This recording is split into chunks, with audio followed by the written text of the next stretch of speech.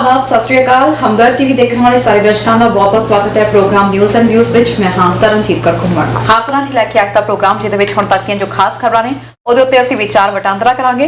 ਤੁਹਾਡੇ ਵੀ ਵਿਚਾਰ ਜ਼ਰੂਰ ਜਾਣਾਂਗੇ। ਕੁਝ ਅਹਿਮ ਖਬਰਾਂ ਨੇ ਜਿਹੜੀਆਂ ਅੱਜ ਅਸੀਂ ਤੁਹਾਡੇ ਨਾਲ ਡਿਸਕਸ ਕਰਨਾ ਚਾਹਾਂਗੇ ਤੇ ਜਾਣਾਂਗੇ ਤੁਹਾਡੇ ਵੀ ਵਿਚਾਰ, ਜਿਨ੍ਹਾਂ ਵਿੱਚੋਂ ਸਭ ਤੋਂ ਪ੍ਰਮੁੱਖ ਹੈ ਇਸ ਵਕਤ ਅਮਰੀਕੀ ਇਲੈਕਸ਼ਨਸ ਦੇ ਬਾਰੇ ਵਿੱਚ। ਜੋ ਬਾਈਡਨ ਵੱਲੋਂ ਆਪਣੀ ਜਿੱਤ ਦਾ ਐਲਾਨ ਕਰ ਦਿੱਤਾ ਗਿਆ ਹੈ। ਕੁਝ ਦੇਸ਼ਾਂ ਦੇ ਮੁਖੀਆਂ ਵੱਲੋਂ ਉਹਨਾਂ ਨੂੰ ਵਧਾਈਆਂ ਦੇ ਦਿੱਤੀਆਂ ਗਈਆਂ, ਜਦਕਿ ਕੁਝ ਅਜੇ ਇੰਤਜ਼ਾਰ ਕਰ ਰਹੇ ਨੇ। ਕਿਸ ਚੀਜ਼ ਦਾ ਇੰਤਜ਼ਾਰ ਕਰ ਰਹੇ ਨੇ? ਪ੍ਰਧਾਨ ਮੰਤਰੀ ਟਰੂਡੋ ਨੇ ਉਹਨਾਂ ਨਾਲ ਪਹਿਲੀ ਵਾਰ ਗੱਲਬਾਤ ਕੀਤੀ ਤੇ ਗੱਲਬਾਤ ਦੌਰਾਨ ਕਿਹੜੇ-ਕਿਹੜੇ ਮੁੱਦੇ ਚੁੱਕੇ ਗਏ। ਇਹ ਵੀ ਸੋਸ਼ਲ ਮੀਡੀਆ ਤੇ ਕਾਫੀ ਗੱਲ ਵਾਇਰਲ ਹੋ ਰਹੀ ਹੈ ਕਿ ਡਾਕਟਰ ਮਨਮੋਹਨ ਸਿੰਘ, ਭਾਰਤ ਦੇ ਸਾਬਕਾ ਪ੍ਰਧਾਨ ਮੰਤਰੀ ਡਾਕਟਰ ਮਨਮੋਹਨ ਸਿੰਘ ਨੂੰ ਜੋ ਬਾਈਡਨ ਦੇ ਸਹੁੰ ਚੁੱਕ ਸਮਾਗਮ ਲਈ ਨਿਯੋਤਾ ਦਿੱਤਾ ਗਿਆ। ਇਹ ਕਿੰਨੀ ਕੁ ਸੱਚ ਹੈਗੀ ਹੈ, ਕਿੰਨੀ ਕੁ ਝੂਠ ਹੈ ਇਹ ਖਬਰ। ਇਸ ਦੇ ਨਾਲ ਹੀ ਯੂਕੇ ਦੇ ਵੱਲੋਂ ਯੂਕੇ ਵਿੱਚ ਸਿੱਖਾਂ ਨੂੰ ਸੈਂਸਸ ਲਈ ਵੱਖਰੀ ਜਿਹੜਾ ਆ ਮਾਈਨੋਰਟੀ ਵਜੋਂ ਮਾਨਤਾ ਦਿੱਤੀ ਗਈ ਹੈ ਜਾਂ ਨਹੀਂ ਦਿੱਤੀ ਗਈ। ਅਜਿਹੇ ਕਈ ਮੁੱਦੇ ਲੈ ਕੇ ਅੱਜ ਅਸੀਂ ਹਾਜ਼ਰ ਹੋਏ ਹਾਂ ਜਿਨ੍ਹਾਂ ਉੱਤੇ ਗੱਲਬਾਤ ਕਰਾਂਗੇ। ਪਰ ਪ੍ਰੋਗਰਾਮ ਦੀ ਸ਼ੁਰੂਆਤ ਵਿੱਚ ਹਮੇਸ਼ਾ ਦੀ ਤਰ੍ਹਾਂ ਸਭ ਤੋਂ ਪਹਿਲਾਂ ਜੋੜ ਲੈਂਦੇ ਹਾਂ ਮੇਰੇ ਸਹਿਯੋਗੀ ਮਰਗਿੰਦਰ ਨਾਥ ਜੀ ਨੂੰ। ਸਵਾਗਤ ਹੈ ਸਰ। तरन ਤੁਹਾਨੂੰ दर्शकों नमस्कार, बड़ी सत श्री अकाल, आदाब, नमस्कार जी। मोहल्ले की सबसे निशानी पुरानी, मोहल्ले की सबसे निशानी पुरानी, वो बुढ़िया जिसे बच्चे कहते थे नानी, वो नानी की बातों में परियों का डेरा, वो चेहरे की झुर्रियों में सदियों का फेरा, भुलाए नहीं भूल सकता है कोई, वो छोटी सी रातें वो लंबी कहानी। कड़ी धूप में अपने घर से निकलना, वो चिड़िया, वो बुलबुल, वो तितली पकड़ना, वो गुड़िया की शादी पे लड़ना झगड़ना, वो झूलों से गिरना, वो गिर के संभलना, वो पीपल के पल्लों के प्यारे से तोहफे, वो टूटी हुई चूड़ियों की निशानी, कभी रेत के ऊंचे टीलों पे जाना, घरौंदे बनाना, बना के मिटाना, वो मासूम चाहत की तस्वीर अपनी, वो ख्वाबों खिलौनों की जागीर अपनी, न दुनिया का गम था न रिश्तों का बंधन, बड़ी खूबसूरत थी वो जिंदगानी, ये दौलत भी ले लो ये शोहरत भी ले लो, भले छीन लो मुझसे मेरी जवानी, मगर मुझको लौटा दो बचपन का सावन, वो कागज़ की कश्ती वो सावन का पानी। क्या बात है सर, बहुत खूब। जगजीत सिंह जी ਵੱਲੋਂ गाया गया है ये बड़ी सोहनी गज़ल गाई है जी उन्होंने, खूबसूरती ना गाई है। पता फिर बचपन ही याद करा दिंदा पूरा। ਹਾਲਾਤ ਹੀ ਐਸੇ ਨੇ ਜੀ। ਦੇਖੋ ਸਮੇਂ ਦੀ ਗੱਲ ਹੈ, ਤੁਹਾਨੂੰ ਹਜੇ ਬਚਪਨ ਸ਼ਾਇਦ ਉਹਨਾਂ ਨਾ ਯਾਦ ਆਉਂਦਾ ਜਿਵੇਂ ਸਾਨੂੰ ਆਉਂਦਾ। ਨਹੀਂ ਬਿਲਕੁਲ ਸਰ, ਸਮੇਂ ਦੇ ਅਕੋਰਡਿੰਗ ਹਰ ਪਿਛਲੀ ਚੀਜ਼ ਯਾਦ ਹੁੰਦੀ ਆ। ਜਦੋਂ ਅਸੀਂ ਬੱਚੇ ਹੁੰਦੇ ਆ ਨਾ, ਉਹ ਕਹਿੰਦੇ ਕਦੋਂ ਵੱਡੇ ਹੋਵਾਂਗੇ, ਕਦੋਂ ਅਸੀਂ ਵੀ ਕਮਾਉਣ ਲੱਗਾਂਗੇ। ਜਦੋਂ ਫਿਰ ਉਸ ਤੋਂ ਬਾਅਦ ਕਾਲਜ 'ਚ ਜਾਂਦੇ ਆ, ਲਾਈਫ 'ਚ ਜਾਂਦੇ ਆ, ਫਿਰ ਸਕੂਲ ਦੀ ਲਾਈਫ ਯਾਦ ਆਉਂਦੀ ਆ। ਕਾਲਜ ਛੱਡਦੇ ਆ ਤਾਂ ਉਸ ਤੋਂ ਬਾਅਦ ਕੰਮ ਕਾਰ 'ਚ ਪੈ ਜਾਂਦੇ ਆ। ਫਿਰ ਕਹਿੰਦੇ ਕਾਲਜ ਲਾਈਫ ਵਧੀਆ ਸੀ, ਮਸਤੀ ਮਾਰਦੇ ਸੀ, ਸਭ ਕੁਝ ਕਰਦੇ ਸੀ। ਜਿਵੇਂ ਸਮਾਂ ਬੀਤਦਾ ਨਾ, ਫਿਰ ਪੁਰਾਣੇ ਸਮੇਂ ਨੂੰ ਯਾਦ ਕਰਦੇ ਆ ਹਰ ਕੋਈ। ਔਰ ਮੋਸਟਲੀ ਤਰਨ unless there is a tragedy or something, ਜਿਹੜਾ ਪੁਰਾਣਾ ਹੈ ਉਹ ਚੰਗਾ ਹੀ ਹੁੰਦਾ ਹੈ। ਅਸੀਂ ਹਮੇਸ਼ਾ ਭਵਿੱਖ ਅਸੀਂ ਦੇਖਿਆ ਨਹੀਂ ਹੈ, ਅਸੀਂ ਪੁਰਾਣੇ ਦੀ ਗੱਲ ਹੁਣ ਤੱਕ ਵੀ ਜਿਹੜੇ ਬਜ਼ੁਰਗ ਨੇ ਉਹ ਕਹਿੰਦੇ ਅੰਗਰੇਜ਼ਾਂ ਦਾ ਜ਼ਮਾਨਾ ਚੰਗਾ ਹੁੰਦਾ ਸੀ। ਸੋ ਪੁਰਾਣਾ ਜ਼ਮਾਨਾ ਦੇਖਿਆ ਹੋਇਆ, ਲੱਗਦਾ ਚੰਗਾ ਸੀ, ਕਿਉਂਕਿ ਹੁਣ ਦੌੜ ਇੰਨੀ ਤੇਜ਼ ਹੋ ਗਈ ਹੈ, ਨਾਲ ਲੜਨਾ ਬੜਾ ਔਖਾ ਹੈ, ਭੱਜਿਆ ਹੀ ਜਾਂਦਾ ਬੰਦਾ, ਹਫਿਆ ਹੋਇਆ। ਉਦੋਂ ਆਰਾਮ ਦੀ ਜ਼ਿੰਦਗੀ ਸੀ, ਅਗਲਾ ਕਹਿੰਦਾ ਸੌਖੇ ਸੀਗੇ, ਖਾਣੇ ਤਾਂ 2 ਫੁਲਕੇ ਹੀ ਹੈ। ਜਿਉਂ ਉਮਰ ਵੱਧਦੀ ਫੁਲਕੇ ਵੀ ਘੱਟ ਜਾਂਦੇ। ਤਾਂ ਹੁਣ ਸਰ ਇੰਨੀਆਂ ਫੈਸਿਲਿਟੀਜ਼ ਮਿਲ ਗਈਆਂ ਨੇ, ਸਭ ਕੁਝ ਹੈ। ਗਰਮੀ ਤੋਂ ਬਚਣ ਲਈ ਏਸੀ ਹੈ, ਠੰਡ ਤੋਂ ਬਚਣ ਲਈ ਹੀਟਿੰਗ ਸਿਸਟਮ ਹੈ, ਸਭ ਕੁਝ ਹੈਗਾ ਆ। ਇਸ ਦੇ ਬਾਵਜੂਦ ਮਤਲਬ ਵਨ ਸਵੰਨੇ ਖਾਣੇ ਨੇ ਅਸੀਂ ਦੇਖ ਰਹੇ ਹਾਂ, ਪਿਓਰ ਵੈਜੀਟੇਬਲਸ ਵੀ ਅਸੀਂ ਕਹਿ ਸਕਦੇ ਹਾਂ। ਸਾਨੂੰ ਇਹ ਵੀ ਪਤਾ ਕਿ ਪਿਓਰ ਚੀਜ਼ ਆ, ਅਨਪਿਓਰ ਆ, ਸਾਡੇ ਲਈ ਕੀ ਚੀਜ਼ ਆ, ਕੀ ਵਧੀਆ ਕੀ ਮਾੜਾ। ਇਹਦੇ ਬਾਵਜੂਦ ਸਾਰੀਆਂ ਫੈਸਿਲਿਟੀਜ਼ ਦੇ ਬਾਵਜੂਦ ਪੁਰਾਣੇ ਜ਼ਮਾਨੇ 'ਚ ਲੋਕੀ ਸਿਹਤਮੰਦ ਵੀ ਜ਼ਿਆਦਾ ਹੁੰਦੇ ਸੀ। ਉਹਨਾਂ ਦੀ ਜੇ ਆਪਾਂ ਐਵਰੇਜ ਏਜ ਲਾ ਲਈਏ ਉਹ ਵੀ ਵਧੀਆ ਹੁੰਦੀ ਸੀ, ਬਿਮਾਰੀਆਂ ਵੀ ਕੋਈ ਇੰਨੀਆਂ ਨਹੀਂ ਹੁੰਦੀਆਂ ਸੀ। ਮਨ ਨੂੰ ਟਿਕਾਣਾ ਸੀ, ਸ਼ਾਂਤੀ ਸੀ। ਹੁਣ ਸ਼ਾਂਤੀ ਹੈ ਨਹੀਂ। ਜਦੋਂ ਅਸੀਂ ਦੌੜ 'ਚ ਲੱਗ ਜਾਂਦੇ ਆ ਨਾ, ਅੱਗੇ ਦੌੜ ਹੈ ਨਹੀਂ ਸੀ। ਸਤਕੁਤ ਦਾ ਜ਼ਬਾਨ ਬਦਲ ਜਾਂਦੀ ਸੀ। ਪਿੰਡ ਸ਼ਹਿਰ ਕੋਈ ਜਾਂਦਾ ਹੀ ਨਹੀਂ ਸੀ, ਬਹੁਤ ਘੱਟ ਵਾਰੀ ਇੱਕ ਬੰਦਾ ਰੱਖਿਆ ਹੁੰਦਾ ਸ਼ਹਿਰ ਜਾਣ ਵਾਲਾ। ਤਾਂ ਹੀ ਕਿਤੇ ਜਿਹੜੇ ਮੇਲੇ ਲੱਗਦੇ ਸੀ ਇਸੇ ਵਾਸਤੇ ਹੁੰਦੇ ਸੀ, ਉੱਥੇ ਹੀ ਮਠਿਆਈ ਖਾਣੀ ਆ। ਹੁਣ ਸਭ ਕੁਛ ਹੋਣ ਦੇ ਬਾਵਜੂਦ ਸ਼ਾਂਤੀ ਨਹੀਂ ਹੈ, ਟਿਕਾ ਨਹੀਂ ਹੈ। ਬਸ ਬੰਦਾ ਘਬਰਾਇਆ ਤੁਰਿਆ ਫਿਰਦਾ, ਜਿਵੇਂ ਕੁਝ ਕੱਟੀ ਹੁੰਦੀ ਹੈ ਨਾ, ਸਮਥਿੰਗ ਲਾਈਕ ਦੈਟ। ਬਜ਼ੁਰਗਾਂ ਤੋਂ ਸੁਣਦੇ ਹਾਂ, ਕਹਿੰਦੇ ਕਿਸੇ ਪਿੰਡ 'ਚ ਕਿਸੇ ਦੇ ਘਰੇ ਕੋਈ ਸਾਈਕਲ ਆ ਜਾਂਦਾ ਸੀ ਤਾਂ ਪੂਰਾ ਪਿੰਡ ਵੇਖਣ ਜਾਂਦਾ ਹੁੰਦਾ ਸੀ ਵੀ ਕਿਵੇਂ ਦਾ ਸਾਈਕਲ ਐਂਡ ਆਲ ਦੈਟ। ਅੱਜ ਦੇ ਸਮੇਂ 'ਚ ਜੇ ਕੋਈ ਬ੍ਰਾਂਡਡ ਵਧੀਆ ਕਾਰ ਕੱਢ ਲਵੇ ਨਾ, ਤਾਂ ਨਾਲ ਦੇ ਗੁਆਂਢੀ ਨੂੰ ਹੋ ਜਾਂਦਾ ਕਿ ਇਹਨੇ ਕਿਵੇਂ ਕੱਢ ਲਈ, ਮੈਂ ਇਦੋਂ ਵਧੀਆ ਨਵੀਂ ਲੈ ਕੇ ਆਉਂਗਾ। That's right. ਫਿਰ ਉਹ ਦਿਖਾਉਣੀ ਹੁੰਦੀ ਹੈ ਤਾਂ ਕਈ ਵਾਰੀ ਪਤਾ ਨਹੀਂ ਲੱਗਦਾ, ਦੂਰ ਖੜੀ ਕਰਨੀ ਪੈਂਦੀ ਹੈ। ਫਿਰ ਜੋ ਕਿਸੇ ਮੇਜ਼ ਤੇ ਜਾ ਕੇ ਬਿੰਦੇ ਮਹਿਫਲ 'ਚ ਫਿਰ ਆਪਦਾ ਕੀ ਰੰਗ ਉੱਥੇ ਮੂਹਰੇ ਰੱਖ ਦੇਣਾ ਵੀ ਦੱਸੇ ਵੀ ਇਹ ਮੇਰੇ ਕੋਲ ਕੀ ਹੈਗੀ ਆ। ਅਸੀਂ ਦਿਖਾਵੇ 'ਚ ਜ਼ਿਆਦਾ ਹੋ ਗਏ ਆ। ਇਹ ਵੀ ਚੰਗਾ, ਉਹ ਵੀ ਚੰਗਾ ਸੀ, ਬਿਲਕੁਲ ਜੀ। ਉਹ ਬਹੁਤਾ ਚੰਗਾ ਸੀ। ਖਬਰਾਂ ਦੀ ਸ਼ੁਰੂਆਤ ਕਰਦੇ ਹਾਂ। ਖਬਰਾਂ ਦੀ ਸ਼ੁਰੂਆਤ ਜੀ ਯੂਐਸ ਤੋਂ ਕਰਦੇ ਹਾਂ। ਇਸ ਵਕਤ ਇਲੈਕਸ਼ਨਸ ਤੋਂ ਬਾਅਦ ਰਿਜ਼ਲਟ ਜਿਵੇਂ ਸਾਹਮਣੇ ਆਏ ਸੀ, ਕਾਫੀ ਟਾਈਮ ਸਸਪੈਂਸ ਵੀ ਬਰਕਰਾਰ ਰਿਹਾ ਤੇ ਕੰਪੀਟੀਸ਼ਨ ਵੀ ਬਹੁਤ ਟਫ ਰਿਹਾ। ਜੋ ਬਾਈਡਨ ਵੱਲੋਂ ਆਪਣੀ ਜਿੱਤ ਦਾ ਐਲਾਨ ਕਰ ਦਿੱਤਾ ਗਿਆ ਤੇ ਕਾਫੀ ਦੇਸ਼ਾਂ ਵੱਲੋਂ ਉਹਨਾਂ ਨੂੰ ਜਿਹੜੀਆਂ ਵਧਾਈਆਂ ਵੀ ਦਿੱਤੀਆਂ ਜਾ ਰਹੀਆਂ ਨੇ। ਸਭ ਤੋਂ ਪਹਿਲਾਂ ਕਾਲ ਕਰਨ ਵਾਲਿਆਂ ਵਿੱਚ ਕੈਨੇਡੀਅਨ ਪ੍ਰਧਾਨ ਮੰਤਰੀ ਮਿਸਟਰ ਜਸਟਿਨ ਟਰੂਡੋ ਵੀ ਸ਼ਾਮਲ ਸੀ। ਸੁਣਨ ਵਿੱਚ ਆਇਆ ਕਿ ਪ੍ਰਧਾਨ ਮੰਤਰੀ ਮਿਸਟਰ ਮੋਦੀ ਵੱਲੋਂ ਵੀ ਉਹਨਾਂ ਨੂੰ ਜਿਹੜੀ ਮੁਬਾਰਕਬਾਦ ਦਿੱਤੀ ਗਈ ਹੈ। ਕਈ ਮੁਲਕ ਅਜਿਹੇ ਨੇ ਜਿਨ੍ਹਾਂ ਨੇ ਅਜੇ ਤੱਕ ਉਹਨਾਂ ਨੂੰ ਨਾ ਤਾਂ ਮੁਬਾਰਕਬਾਦ ਦਿੱਤੀ ਹੈ, ਨਾ ਵਰਬਲੀ ਕੋਈ ਗੱਲਬਾਤ ਹੋ ਪਾਈ ਹੈ ਅਜੇ ਤੱਕ, ਨਾ ਕੋਈ ਮੈਸੇजेस ਹੋਏ ਨੇ। ਸਰ ਕੀ ਕਹਿਣਾ ਚਾਹੋਗੇ? ਸਭ ਤੋਂ ਪਹਿਲਾਂ ਤਾਂ ਮੁਬਾਰਕਬਾਦ ਦੇਣ ਵਾਲਿਆਂ ਦੀ ਅਸੀਂ ਗੱਲ ਕਰਦੇ ਹਾਂ। ਪ੍ਰਧਾਨ ਮੰਤਰੀ ਜਸਟਿਨ ਟਰੂਡੋ ਨੇ ਉਹਨਾਂ ਨੂੰ ਮੁਬਾਰਕਬਾਦ ਦਿੱਤੀ ਹੈ, ਕੀ ਕਹੋਗੇ? ਗੱਲ ਕਰ ਲਾਂਗੇ। ਪਹਿਲਾਂ ਇੱਕ ਦਰਸ਼ਕ ਜੁੜ ਗਏ ਨੇ ਜੀ। ਬਿਲਕੁਲ। ਹੈਲੋ। ਹਾਂਜੀ, ਸਤਿ ਸ੍ਰੀ ਅਕਾਲ ਜੀ। ਸਤਿ ਸ੍ਰੀ ਅਕਾਲ ਜੀ, ਸਵਾਗਤ ਹੈ ਪ੍ਰੋਗਰਾਮ। ਸਰ ਕਿੱਥੋਂ ਬੋਲ ਰਹੇ ਹੋ? ਕੈਨੇਡਾ ਤੋਂ ਬੋਲਦੇ ਜੀ, ਐਡਮਿੰਟਨ ਤੋਂ। ਤੇ ਮੈਂ ਨਹੀਂ ਪੁੱਛਣਾ ਸੀਗਾ ਕਿ ਟੋਟਲੀ ਸਾਰੀਆਂ ਸਟੇਟਾਂ ਦੇ ਰਿਜ਼ਲਟ ਆ ਚੁੱਕੇ ਹੈ ਤੇ ਜਾਕੀ ਦੇ ਫੇਵਰ ਦਿਖਾਇਆ ਜਾਂ ਕਿੰਨਾ ਰਹਿੰਦੇ ਨਹੀਂ ਰਹਿੰਦੇ ਜਾਂ ਟੋਟਲ ਕੀ ਰਿਜ਼ਲਟ ਬਾਰੇ ਪੁੱਛਣਾ ਹੈ। ਬਿਲਕੁਲ ਜੀ। ਜੀ ਸਰ, ਤੁਸੀਂ ਟੀਵੀ ਸਕਰੀਨ ਤੇ ਆਨਸਰ ਸੁਣ ਸਕਦੇ ਹੋ ਜੀ। ਕਾਲ ਕਰਨ ਲਈ ਬਹੁਤ ਬਹੁਤ ਸ਼ੁਕਰੀਆ। ਇੱਕ ਜਾਰਜੀਆ ਦਾ ਰਹਿੰਦਾ ਜੀ, ਬਾਕੀਆਂ ਦੇ ਆਲਮੋਸਟ ਆ ਗਏ ਨੇ। ਜਿੰਨੇ ਵੀ ਆਏ ਹੋਏ ਨੇ ਨਾ, ਇਹ ਮੀਡੀਆ ਦੇ ਰਿਜ਼ਲਟਸ ਨੇ, ਆਫੀਸ਼ੀਅਲ ਰਿਜ਼ਲਟਸ ਨਹੀਂ ਹੈਗੇ। ਆਫੀਸ਼ੀਅਲ ਰਿਜ਼ਲਟਸ 14 ਜਾਂ 15 ਦਸੰਬਰ ਨੂੰ ਸਰਟੀਫਾਈ ਹੋ ਕੇ ਆਉਣਗੇ। ਪਰ ਜਿਹੜੇ ਮੀਡੀਆ ਵੀ ਰਿਜ਼ਲਟ ਦੇ ਰਿਹਾ ਉਹ ਉਹਨਾਂ ਸੋਰਸਿਸ ਤੋਂ ਰਿਜ਼ਲਟ ਦੇ ਰਿਹਾ ਜਿਨ੍ਹਾਂ ਸੋਰਸਿਸ ਦੇ ਉੱਤੇ ਉਹ ਰਿਜ਼ਲਟ ਅਨਾਉਂਸ ਹੋਣਗੇ। ਹੁਣ 290 ਜੋ ਬਾਈਡਨ ਵਾਸਤੇ ਕਹੀਆਂ ਜਾ ਰਹੀਆਂ ਨੇ ਜੀ, ਜ਼ਰੂਰੀ ਨਹੀਂ ਹੋ ਸਕਦਾ 306 ਹੋ ਜਾਣ। 306 ਪਿਛਲੀ ਵਾਰੀ ਡੋਨਲਡ ਟਰੰਪ ਦੀਆਂ ਵੀ ਸੀਗੀਆਂ ਜੀ। ਹਾਂ, ਤੇ ਹਜੇ ਰਹਿੰਦਾ ਜੀ। ਪਰ now Joe Biden is in a very safe zone. ਤੇ ਜੇ ਇੱਕ ਅੱਧੀ ਸਟੇਟ ਚਲੀ ਵੀ ਜਾਂਦੀ ਹੈ ਤਾਂ ਵੀ ਜੋ ਬਾਈਡਨ ਦੀਆਂ 270 ਤੋਂ ਉੱਪਰ ਹੋਣਗੇ, ਜਿਹੜੀ ਵਧਾਈ ਦੀ ਗੱਲ ਹੈ। ਪਹਿਲਾਂ ਤਾਂ ਕੈਨੇਡੀਅਨ ਪ੍ਰਾਈਮ ਮਿਨਿਸਟਰ ਨੇ ਵਧਾਈ ਦਿੱਤੀ ਹੈ, ਚੰਗੀ ਗੱਲ ਕੀਤੀ। ਉਹਨਾਂ ਤੇ ਇਤਰਾਜ਼ ਵੀ ਹੋ ਗਿਆ ਕਿ ਅਜੇ ਤੱਕ ਫੈਸਲਾ ਹੋਇਆ ਨਹੀਂ, ਤੁਸੀਂ ਵਧਾਈ ਕਿਉਂ ਦੇ ਦਿੱਤੀ? ਪਰ ਉਹਨਾਂ ਦਾ ਜਵਾਬ ਇਹ ਹੈ ਕਿ ਸਾਨੂੰ ਅਮਰੀਕਨ ਸਿਸਟਮ ਦੇ ਉੱਤੇ ਯਕੀਨ ਹੈ, ਕੋਈ ਧਾਂਦਲੀ ਬਾਰੇ ਪਤਾ ਨਹੀਂ ਲੱਗਿਆ, ਕੋਈ ਨਹੀਂ ਅਜਿਹੇ ਰੌਲੇ ਬਾਰੇ ਚੱਕਰ ਨਹੀਂ ਹੈਗਾ ਤੇ ਚਾਂਸ ਇਹੀ ਹੈ ਕਿ mister Biden going to be the president. So ਅਸੀਂ ਇਸੇ ਕਰਕੇ ਵਧਾਈ ਦਿੱਤੀ ਹੈ। ਜਿਨ੍ਹਾਂ ਨੇ ਵਧਾਈਆਂ ਨਹੀਂ ਦਿੱਤੀਆਂ, ਇੱਕ ਬ੍ਰਾਜ਼ੀਲ ਦੇ ਜਿਹੜੇ ਪ੍ਰੈਜ਼ੀਡੈਂਟ ਨੇ, ਉਹਨਾਂ ਨਾਲ ਸੰਬੰਧ ਬਹੁਤ ਚੰਗੇ ਸੀਗੇ ਮਿਸਟਰ ਟਰੰਪ ਦੇ। ਉਹਨਾਂ ਨੇ ਨਹੀਂ ਵਧਾਈ ਦਿੱਤੀ। ਜਿਹੜੇ ਪੁਟਿਨ ਸਾਹਿਬ ਆ ਉਹਨਾਂ ਨੇ ਨਹੀਂ ਦਿੱਤੀ ਜੀ। ਤੇ ਚਾਈਨਾ ਦੇ ਸ਼ੀਪਿੰਗ ਉਹਨਾਂ ਨੇ ਦਿੱਤੀ ਜੀ। ਸਰ ਇਹੀ ਮੈਂ ਹੈਰਾਨ ਆ ਕਿ ਹਜੇ ਤੱਕ ਚੀਨ ਨੂੰ ਵਧਾਈਆਂ ਕਿਉਂ ਨਹੀਂ ਆਈਆਂ? ਜਿਨ੍ਹਾਂ ਦੇ ਸੰਬੰਧ ਚੰਗੇ ਸੀ ਉਹ ਤਾਂ ਚਲੋ ਸੋਚ ਸਕਦੇ ਆ ਕਿ ਹਜੇ ਤੱਕ ਵਧਾਈਆਂ ਦੀ ਕਿਉਂ ਵੇਟ ਕਰ ਰਹੇ ਨੇ ਉਹ, ਪਰ ਚੀਨ ਨੇ ਹਜੇ ਤੱਕ ਕਿਉਂ ਨਹੀਂ ਦਿੱਤੀ ਵਧਾਈ? ਜਿਹੜਾ ਚੀਨ ਦੀ ਗੱਲ ਹੈਗੀ ਜੀ, ਪਹਿਲਾਂ ਤਾਂ ਉਹਨਾਂ ਦਾ ਜਵਾਬ ਹੈ, ਉਹਨਾਂ ਤੇ ਰਸ਼ੀਆ ਦਾ ਇੱਕੋ ਜਵਾਬ ਹੈ, ਅਸੀਂ ਵੇਟ ਕਰਦੇ ਹਾਂ।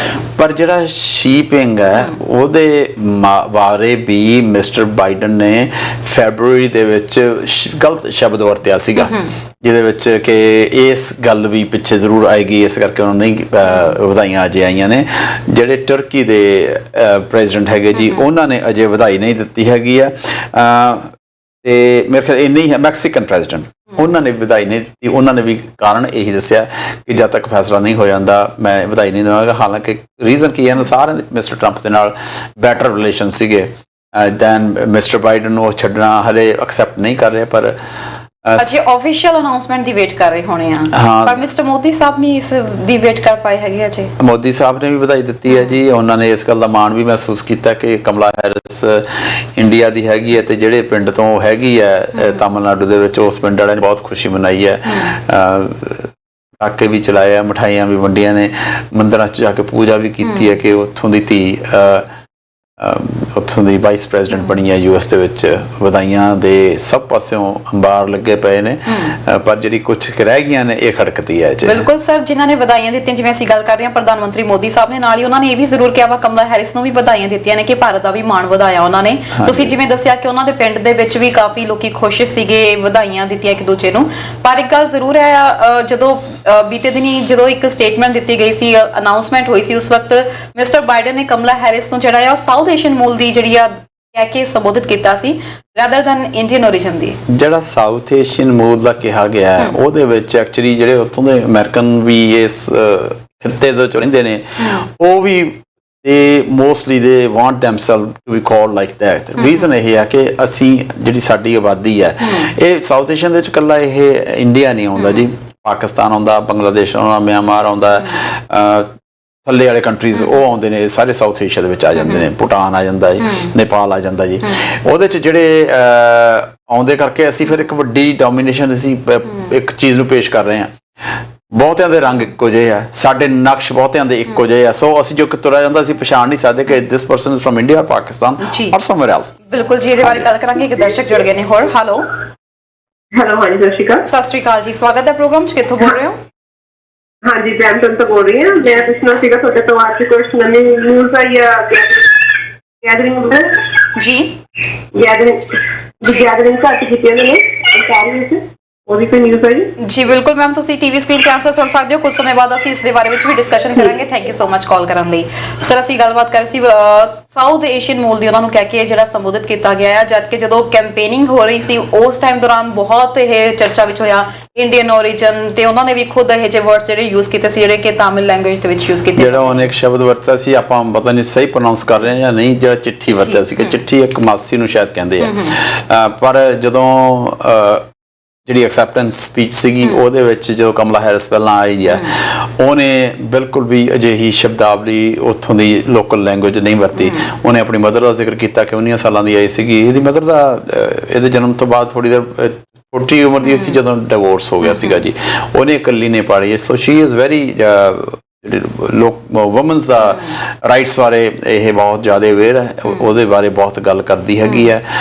ਵੈਸੇ ਮੌਂਟਰੀਅਲ ਨਾਲ ਸੰਬੰਧ ਹੈ ਜੀ, ਮੌਂਟਰੀਅਲ ਦੇ ਸਕੂਲ 'ਚ ਪੜ੍ਹੀ ਆ, ਉੱਥੇ ਸਕੂਲ ਵਾਲਿਆਂ ਨੇ ਵੀ ਇਹਨੂੰ ਵਧਾਈਆਂ ਦਿੱਤੀਆਂ ਨੇ ਜੀ।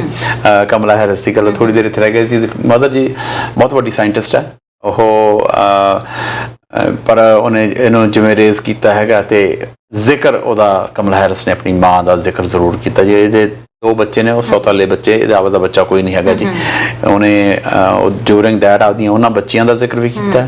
ਪਰ ਜਦੋਂ ਮਿਲਾਇਆ ਸੀਗਾ ਜੋ ਬਾਈਡਨ ਨੂੰ ਸਟੇਜ ਦੇ ਉੱਤੇ, ਇਹਦੀ ਭਤੀਜੀ ਦੀਆਂ 2 ਬੇਟੀਆਂ ਸੀ, ਉਹ ਜੋ ਬਾਈਡਨ ਨੂੰ ਬਣਾਈਆਂ ਸੀ ਇਹਨੇ ਜੀ। ਜੀ ਬਿਲਕੁਲ। ਤੇ ਸਰ ਇੱਕ ਖਬਰ ਇਸ ਦੌਰਾਨ ਹੋਰ ਉੱਠੀ ਹੈ, ਕਾਫੀ ਜ਼ਿਆਦਾ ਸੋਸ਼ਲ ਮੀਡੀਆ ਤੇ ਵੀ ਇਹ ਖਬਰ ਟ੍ਰੈਂਡ ਕਰ ਰਹੀ ਹੈ। ਕਈ ਦਰਸ਼ਕਾਂ ਨੇ ਵੀ ਇਸ ਦੇ ਬਾਰੇ ਸੁਣਿਆ ਹੋਵੇਗਾ ਕਿ ਭਾਰਤ ਦੇ ਸਾਬਕਾ ਪ੍ਰਧਾਨ ਮੰਤਰੀ ਮਨਮੋਹਨ ਸਿੰਘ, ਡਾਕਟਰ ਮਨਮੋਹਨ ਸਿੰਘ ਨੂੰ ਨਿਯੋਤਾ ਦਿੱਤਾ ਗਿਆ, ਸੱਦਾ ਦਿੱਤਾ ਗਿਆ ਅਮਰੀਕਾ ਦੇ ਜਿਹੜੇ ਨਵੇਂ ਚੁਣੇ ਗਏ ਰਾਸ਼ਟਰਪਤੀ ਜੋ ਬਾਈਡਨ ਦੇ ਜਿਹੜਾ ਸਹੁੰ ਚੁੱਕ ਸਮਾਗਮ ਆ ਉਹਦੇ ਵਿੱਚ ਆਉਣ ਦਾ। ਸਰ ਇਸ ਮਾਮਲੇ ਵਿੱਚ ਕਿੰਨੀ ਕੁ ਸੱਚਾਈ ਹੈਗੀ ਹੈ, ਕਿਉਂਕਿ ਅਜੇ ਤੱਕ ਆਫੀਸ਼ੀਅਲੀ ਤੌਰ ਤੇ ਉੱਤੇ ਕੋਈ ਡਿਕਲੇਅਰ ਨਹੀਂ ਹੋਇਆ, ਕੁਝ ਨਹੀਂ ਹੋਇਆ ਹੈਗਾ। ਉਸ ਤੋਂ ਬਾਅਦ ਸਹੁੰ ਚੁੱਕ ਸਮਾਗਮ ਦਾ ਸੱਦਾ ਪਹਿਲਾਂ ਪਹੁੰਚ ਗਿਆ। ਤਰਨ ਇਹ ਸੋਸ਼ਲ ਮੀਡੀਆ ਤੇ ਗੱਲ ਚੱਲ ਰਹੀ ਹੈ ਜੀ, ਅਜੇ ਠੀਕ ਨਹੀਂ ਹੈ। According to office of mister Manmohan Singh, ਉਹਨਾਂ ਦੇ ਆਫਿਸ ਨੇ ਇਸ ਕਰਨ ਨੂੰ ਕਿਹਾ ਵੀ ਹਜੇ ਸਾਨੂੰ ਕੋਈ ਸੱਦਾ ਨਹੀਂ ਆਇਆ। ਔਨ ਟਾਪ ਆਫ ਦੈਟ ਇੱਕ ਹੋਰ ਗੱਲ ਚੱਲ ਰਹੀ ਹੈ ਕਿ ਡਾਕਟਰ ਮਨਮੋਹਨ ਸਿੰਘ ਹੁਣੀ ਉੱਥੇ ਚੀਫ ਗੈਸਟ ਹੋਣਗੇ ਉਸ ਜਿਹੜਾ ਸਹੁੰ ਚੁੱਕ ਸਮਾਰੋਹ।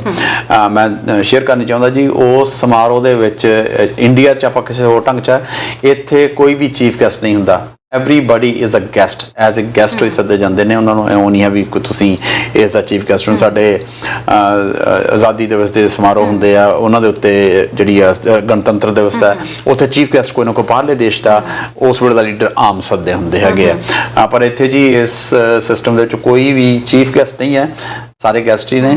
ਐਂਡ ਹਲੇ ਡਾਕਟਰ ਮਨਮੋਹਨ ਸਿੰਘ ਨੂੰ ਸੱਦਾ ਨਹੀਂ ਆਇਆ। ਜ਼ਰੂਰੀ ਨਹੀਂ ਹੈ ਕਿ ਉਹਨਾਂ ਨੂੰ ਸੱਦਾ ਆਵੇਗਾ ਜਾਂ ਨਹੀਂ ਆਵੇਗਾ। ਬਿਲਕੁਲ ਸਰ, ਇਹ ਤਾਂ ਗੱਲ ਕਲੀਅਰ ਹੋਈ ਹੈ ਕਿਉਂਕਿ ਅਜੇ ਤੱਕ ਉਹਨਾਂ ਦੇ ਆਫਿਸ ਵੱਲੋਂ ਕਹਿ ਦਿੱਤਾ ਗਿਆ ਕਿ 9 ਨਵੰਬਰ ਤੱਕ ਅਜੇ ਤੱਕ ਉਹਨਾਂ ਨੂੰ ਅਜਿਹਾ ਕੋਈ ਵੀ ਅਧਿਕਾਰਿਕ ਤੌਰ ਤੇ ਕੋਈ ਵੀ ਪੁਸ਼ਟੀ ਨਹੀਂ ਹੋਈ ਹੈਗੀ। ਪਰ ਇੱਕ ਗੱਲ ਜ਼ਰੂਰ ਹੈ ਸਰ, ਟਰੂਡੋ ਸਾਹਿਬ ਨੇ ਜਿਵੇਂ ਉਹਨਾਂ ਨੂੰ ਵਧਾਈ ਦਾ ਸਪੌਂਦ ਗਿਆ ਵਾ, ਨਾਲ ਹੀ ਅੱਜ ਉਹਨਾਂ ਨੇ ਆਪਣੀ ਸੋਸ਼ਲ ਮੀਡੀਆ ਦੇ ਉੱਤੇ ਇਹ ਗੱਲ ਵੀ ਸ਼ੇਅਰ ਕੀਤੀ ਹੈ ਕਿ ਮਿਸਟਰ ਬਾਈਡਨ ਦੇ ਨਾਲ ਕਈ ਮੁੱਦਿਆਂ ਉੱਤੇ ਗੱਲਬਾਤ ਵੀ ਹੋਈ ਹੈ, ਜਿਹਦੇ ਵਿੱਚ ਬਲੈਕ ਐਂਟੀ ਰੇਸਿਜ਼ਮ ਦੀ ਗੱਲ ਹੋ ਜਾਵੇ, ਨਾਫਟਾ ਦੀ ਗੱਲ ਹੋ ਜਾਵੇ। ਇਹਦੇ ਨਾਲ ਹੀ ਇੱਕ ਹੋਰ ਮੈਟਰ ਉਹਨਾਂ ਨੇ ਚੁੱਕਿਆ, ਜਿਹੜਾ ਚਾਈਨਾ ਦੇ ਵਿੱਚ 2 ਕੈਨੇਡੀਅਨਸ ਗ੍ਰਿਫਤਾਰ ਕੀਤੇ ਗਏ ਨੇ, ਉਹਨਾਂ ਨੂੰ ਰਿਹਾ ਕਰਵਾਉਣ ਲਈ ਕਿਹਾ ਗਿਆ ਹੈ ਕਿ ਚਾਈਨਾ ਦੇ ਉੱਤੇ ਦਬਾਅ ਬਣਾਵੇ ਯੂਐਸ। ਤਰਨ ਜਿਹੜਾ ਇਹ ਮਿਸਟਰ ਬਾਈਡਨ ਦੀ ਜਿੱਤ ਹੋਈ ਹੈ, ਐਂਡ ਇਹ ਸਾਡੀ ਸਰਕਾਰ ਨੂੰ ਕੁਝ ਸੁੱਖ ਦਾ ਸਾਹ ਆਇਆ, ਕਿਉਂਕਿ ਹੁਣ ਤੱਕ ਕੰਮ ਟੈਨਸ਼ਨ 'ਚ ਹੀ ਰਿਹਾ। ਪਤਾ ਨਹੀਂ ਉਹਨਾਂ ਨੇ ਕਦੋਂ ਪੈਟਰੋਲ ਪੀ ਕੇ ਕੀ ਕਹਿਣਾ ਹੈਗਾ। ਟੈਨਸ਼ਨ ਹੀ ਰਹੀ ਹੈ ਡੀਲ ਕਰਨਾ। ਮੈਂ ਐਡਮਾਇਰ ਦ hole world leaders actually, even European union ਦੇ ਲੀਡਰਸ ਵੀ, ਤੇ ਮਿਸਟਰ ਟਰੂਡੋ ਦੀ ਜਿਹੜੀ ਸਰਕਾਰ ਹੈਗੀ ਹੈ, even mister Ford as well, ਜਿਹੜੇ ਹਿਸਾਬ 'ਚ ਉਹਨਾਂ ਨੇ ਮਿਸਟਰ ਟਰੰਪ ਨੂੰ ਬਰਦਾਸ਼ਤ ਕੀਤਾ, ਇਹ ਕਾਬਲੇ ਤਾਰੀਫ ਹੈਗੀ ਹੈ। ਤੇ ਜਿਹੜੀ ਸਭ ਤੋਂ ਵੱਡਾ ਜਿਹੜਾ ਕੇਸ ਬਾਈਡਨ ਸਾਹਿਬ ਦੇ ਨਾਲ ਟਰੂਡੋ ਸਾਹਿਬ ਨੇ ਆਲਰੇਡੀ ਕਹਿ ਦਿੱਤਾ, ਜਿਹੜਾ ਡਿਸਕਸ ਕੀਤਾ, ਜਿਹੜੇ ਸਾਡੇ 2 ਕੈਨੇਡੀਅਨਸ ਚਾਈਨਾ ਦੇ ਵਿੱਚ ਫੜੇ ਹੋਏ ਨੇ, ਉਹਨਾਂ ਦੀ ਗੱਲਬਾਤ ਸ਼ੁਰੂ ਕਰ ਲਈ ਗਈ ਹੈ, ਕਿਉਂਕਿ ਮਿਸਟਰ ਟਰੰਪ ਦਾ ਪ੍ਰੈਸ਼ਰ ਬਹੁਤ ਜ਼ਿਆਦਾ ਹੁੰਦਾ ਸੀਗਾ।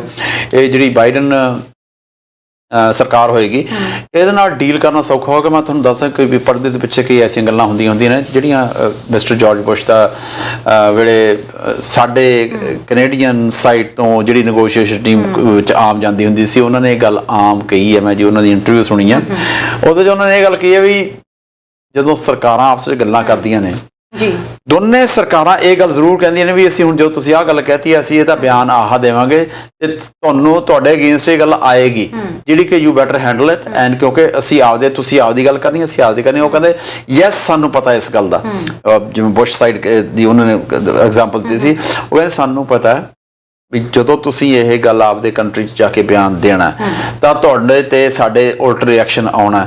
ਉਹ ਕਹਿੰਦੇ ਵੀ know that deal with this thing and we will deal that thing as well। ਪਰ ਹੁਣ ਜਦ ਟਰੰਪ ਸਾਹਿਬ ਦੀ ਐਡਮਿਨਿਸਟ੍ਰੇਸ਼ਨ ਦੀ ਇਹ ਪਤਾ ਨਹੀਂ ਹੋਣਾ ਕੀ ਹੈ, ਤੁਸੀਂ ਕਿੱਥੇ ਜਾ ਕੇ ਗੱਲ ਨਿਬੜਨੀ ਹੈ, ਕਿੱਥੇ ਹੁਣ ਨਾਫਟਾ ਵਾਲੀ ਗੱਲ ਦੇਖੀ ਹੈ, ਕ੍ਰਿਸਚੀਆ ਫਰੀਲੈਂਡ ਦੇ ਪਤਾ ਨਹੀਂ ਕਿੰਨੇ ਗੇੜੇ ਲੱਗੇ ਹੋਣਗੇ ਔਰ ਵੈਰੀ ਸ਼ਾਰਟ ਨੋਟਿਸ ਤੇ ਜਾਂ ਕਈ ਬਿਨਾਂ ਨੋਟਿਸ ਤੋਂ ਵੀ ਗੇੜੇ ਲੱਗੇ ਹੈਗੇ ਆ।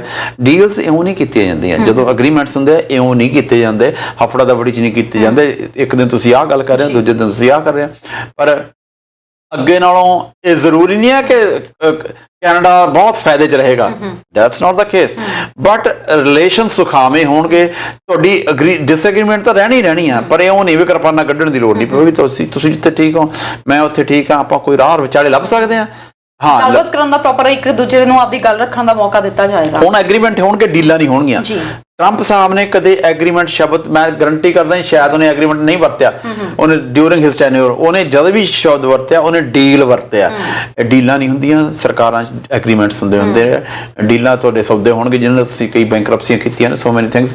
ਪਰ ਜ਼ਰੂਰ ਦੁਨੀਆ ਦੀਆਂ ਬਹੁਤ ਸਾਰੀਆਂ ਸਰਕਾਰਾਂ ਨੂੰ ਜਿਹੜੀ ਡਾਇਰੈਕਟਲੀ ਇਹਨਾਂ ਨਾਲ ਡੀਲ ਕਰਦੇ ਸੀ ਉਹਨਾਂ ਨੂੰ ਸੁੱਖ ਦਾ ਸਾਹ ਆਇਆ ਜੀ। ਬਿਲਕੁਲ, ਟਰੰਪ ਸਾਹਿਬ ਦੀ ਤੁਸੀਂ ਗੱਲ ਕਰ ਰਹੇ ਹੋ, ਜਾਂਦੇ ਵੀ ਕਈਆਂ ਦੀ ਕੁਰਸੀ ਨਾਲ ਲੈ ਕੇ ਜਾ ਰਹੇ ਨੇ ਤੇ ਸੁਣਨ ਦੇ ਵਿੱਚ ਆਇਆ ਕਿ ਜਿਹੜੇ ਡਿਫੈਂਸ ਸੈਕਟਰੀ ਨੇ ਉਹਨਾਂ ਨੂੰ ਉਹਨਾਂ ਦੇ ਅਹੁਦੇ ਤੋਂ ਬਰਖਾਸਤ ਕਰ ਦਿੱਤਾ। ਓਕੇ, ਹੁਣ ਤੋਂ ਲੈ ਕੇ 20 ਜਨਵਰੀ ਤੱਕ ਇਹ ਪਹਿਲੇ ਨਹੀਂ ਗਏ। ਉਹੀ ਹੋ ਗਿਆ ਨਾ ਕਿ ਹਮ ਤੋਂ ਡੂਬेंगे आपको भी साथ। हाँ जी, ये पहले नहीं है जी, ਲੰਬੀ ਲਿਸਟ ਆ ਰਹੀ ਹੈ। 20 ਜਨਵਰੀ ਤੱਕ ਇਹਨਾਂ ਨੇ ਹੋਰ ਬਥੇਰੇ ਕੱਢ ਕੇ ਜਾਣੇ ਹੈਗੇ ਜੀ। ਇਸ ਐਡਮਿਨਿਸਟ੍ਰੇਸ਼ਨ ਨੇ ਜੀ ਬਹੁਤ ਲੋਕ ਮੇਰੇ ਖਿਆਲ 400 ਤੋਂ ਉੱਪਰ ਤਾਂ ਜਿਹੜੇ ਮੇਨ ਹੈ, ਛੋਟੇ ਮੋਟਿਆਂ ਨੂੰ ਛੱਡੋ ਪਰੇ, ਇਦੋਂ ਵੱਧ ਤਾਂ ਇਹਨਾਂ ਨੇ ਫਾਇਰ ਹੀ ਕੀਤੇ ਆ ਜੀ। ਤੁਸੀਂ ਦੇਖ ਲਓ ਕਿੰਨੀ ਸਟੇਬਲ ਸਰਕਾਰ ਹੋ ਸਕਦੀ ਹੈ। ਇਹਨਾਂ ਨੂੰ ਕਿਉਂ ਫਾਇਰ ਕੀਤਾ ਜੀ? ਇਹਨਾਂ ਨੇ ਇੱਕ ਜਗ੍ਹਾ ਤੇ ਫਰਵਰੀ ਦੇ ਵਿੱਚ ਜਦੋਂ ਜਿਹੜੇ ਫੌਜ ਨੂੰ ਇਹਨਾਂ ਕਹਿੰਦੇ ਸਟਰੀਟਸ ਤੇ ਜਾਓ, ਜਿਹੜਾ ਬਲੈਕ ਲਾਈਵਸ ਮੈਟਰ ਹੈਗਾ, ਇਸ ਗੱਲ ਨੂੰ ਇਹਨਾਂ ਨੇ ਰਿਫਿਊਜ਼ ਕਰ ਦਿੱਤਾ ਸੀਗਾ। ਜਿਹੜਾ ਨੈਸ਼ਨਲ ਗਾਰਡ ਨੂੰ ਭੇਜਣ ਤੋਂ ਰਿਫਿਊਜ਼ ਕਰ ਦਿੱਤਾ ਗਿਆ ਸੀਗਾ ਔਰ ਇਸੇ ਕਰਕੇ ਇਹਨਾਂ ਨੂੰ ਰੜਕਦੇ ਸੀਗੇ। ਹਰੇ ਰੜਕਦੇ ਹੋਰ ਨਹੀਂ, ਜਿਵੇਂ ਤੁਹਾਨੂੰ ਦੱਸਿਆ, ਬਸ ਆਪਾਂ ਉਡੀਕੋ ਨਿੱਤ।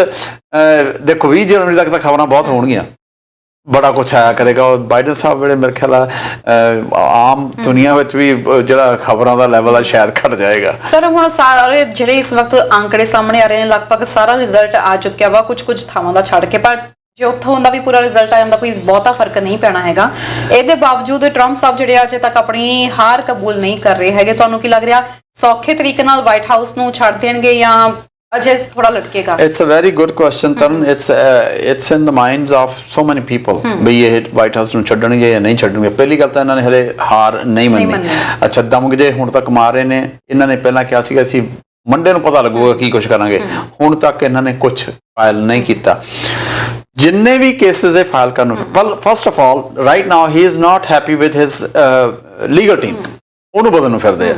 ਠੀਕ ਹੈ, ਚਲੋ ਹੁਣ ਤੱਕ ਇਹਨਾਂ ਨੂੰ ਕਿਸੇ ਇਸ ਚੀਜ਼ ਦਾ ਬੜਾ ਵੱਡਾ ਪ੍ਰੂਫ ਨਹੀਂ ਲੱਭਿਆ ਕਿ ਹੇਰਾਫੇਰੀ ਇਨ ਮਾਸ ਹੋਈ ਆ, ਬਹੁਤ ਜ਼ਿਆਦਾ ਹੋਈ ਆ। ਨੋ, ਜੇ ਹੋਈਆਂ ਦੈਟਸ ਫਾਈਨ। ਮੈਂ ਉਹ ਨਹੀਂ ਕਹਿੰਦਾ ਵੀ ਸਾਰੇ ਬਾਈਡਨ ਵਾਲੇ ਪਾਸੇ ਵੀ ਹੋਈ ਹੋਊਗੀ, ਟਰੰਪ ਵਾਲੇ ਪਾਸੇ ਵੀ ਹੋਣਗੀਆਂ। ਪਰ ਮਤਲਬ ਇਹ ਹੈ ਕਿ ਜੋ ਵੀ ਹੇਰਾਫੇਰੀ ਹੋਏਗੀ ਇਸ ਲੈਵਲ ਦੀ ਨਹੀਂ ਹੋਏਗੀ ਕਿ ਉਹ ਰਿਜ਼ਲਟਸ ਨੂੰ ਚੇਂਜ ਕਰ ਸਕਣ। ਨਹੀਂ ਤਰਨ, ਬਿਲਕੁਲ ਨਹੀਂ ਚੇਂਜ ਹੋ ਸਕਦੇ ਕਿਉਂਕਿ ਥੋੜਾ ਬਹੁਤਾ ਫਰਕ ਪੈ ਜਾਏਗਾ ਜਿੰਨਾ ਵੱਡਾ। ਅੱਛਾ, ਇਹ 'ਚ ਹੋਰ ਗੱਲ ਆ ਰਹੀ ਹੈ, ਟਰੰਪ ਸਾਹਿਬ ਤਾਂ ਕਰਨ ਨੂੰ ਫਿਰਦੇ ਆ।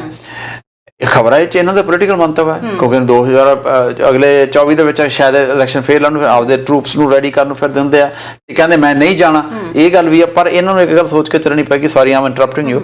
ਇਹ ਗੱਲ ਸੋਚ ਕੇ ਚੱਲਣੀ ਪਏਗੀ ਕਿ ਜੇ ਇਹ ਕੇਸ ਕਰਦੇ ਆ, ਉਹ ਪ੍ਰੂਵ ਨਹੀਂ ਹੁੰਦੇ ਤੇ ਜਿਹੜੇ ਇਹਨਾਂ ਦੇ ਹਮਾਇਤੀ ਉਹ ਅਖੀਰੇ ਕਹਿਣਗੇ ਗੱਲ ਤਾਂ ਕੁਛ ਨਿਕਲਣੀ ਨਹੀਂ, ਸਾਨੂੰ ਐਵੇਂ ਕਲੇਸ ਪਈ ਫਿਰਦਾ। ਜੇ ਹੁਣ ਬਿਨਾਂ ਕੇਸ ਤੋਂ ਜਾਂਦੇ ਆ ਤਾਂ ਅਗਲੇ ਨੂੰ ਹਰੇਕ ਨੂੰ ਹੋਊਗਾ ਨਹੀਂ ਇਹਨਾਂ ਹੇਰਾਫੇਰੀ ਹੋਈ ਸੀ, ਇਹਨੂੰ ਨਿਕਲਣਾ ਪੈ ਗਿਆ। ਸਰ ਇੱਕ ਗੱਲ ਹੋ ਰਿਹਾ, ਲਾਸਟ ਟਾਈਮ ਇਲੈਕਸ਼ਨਸ ਦੇ ਵਿੱਚ ਵਿਦੇਸ਼ੀ ਦਖਲਅੰਦਾਜ਼ੀ ਦੀ ਬਹੁਤ ਗੱਲ ਹੋਈ ਸੀ। ਜੀ ਹਾਂ। ਇਸ ਵਾਰੀ ਵੀ ਜਦੋਂ ਬੁੱਕਸ ਕਈ ਇਹ ਜਿਹੀਆਂ ਉਹਨਾਂ ਦੇ ਨਾਮ ਤੇ ਲਾਂਚ ਹੋਈਆਂ ਨੇ, ਮਿਸਟਰ ਟਰੰਪ ਦੇ ਨਾਮ ਦੇ ਉੱਤੇ ਬੁੱਕਸ ਲਾਂਚ ਹੋਈਆਂ ਜਿਹਦੇ ਵਿੱਚ ਚਾਈਨਾ ਦੇ ਨਾਲ ਇੰਡਾਇਰੈਕਟ ਵੇ ਨਾਲ ਫੇਵਰਿੰਗ ਦੀ ਗੱਲ ਹੋ ਰਹੀ ਸੀ ਉਦੋਂ। ਜੀ ਹਾਂ। ਉਸ ਤੋਂ ਬਾਅਦ ਪੈਂਡੈਮਿਕ ਦੇ ਵੇਲੇ ਹਾਲਾਂਕਿ ਇਹਨਾਂ ਨੇ ਆਪਣੇ ਸੁਰ ਥੋੜੇ ਜਿਹੇ ਤਿੱਖੇ ਕਰਦੇ ਸੀ ਚਾਈਨਾ ਨੂੰ ਲੈ ਕੇ, ਪਰ ਵਿੱਚ ਦੀ ਮਿੱਤਰਤਾਪੂਰਨ ਸੰਬੰਧਾਂ ਦੀ ਵੀ ਗੱਲ ਜਿਹੜੀ ਹੈ ਸਾਹਮਣੇ ਆਈ ਸੀ ਉਸ ਦੌਰਾਨ। ਤੁਹਾਨੂੰ ਲੱਗ ਰਿਹਾ ਕਿ ਕੋਈ ਇਹੋ ਜਿਹੀ ਚੀਜ਼ ਵੀ ਦੇਖਣ ਨੂੰ ਮਿਲ ਸਕਦੀ ਹੈ ਜੇ ਬਾਈ ਚਾਂਸ ਇਲੈਕਸ਼ਨ ਦੇ ਵਿੱਚ ਕੋਈ ਵਿਦੇਸ਼ੀ ਦਖਲਅੰਦਾਜ਼ੀ ਦੀ ਜੇ ਕੋਈ ਚਰਚਾ ਹੁੰਦੀ ਹੈ ਤਾਂ?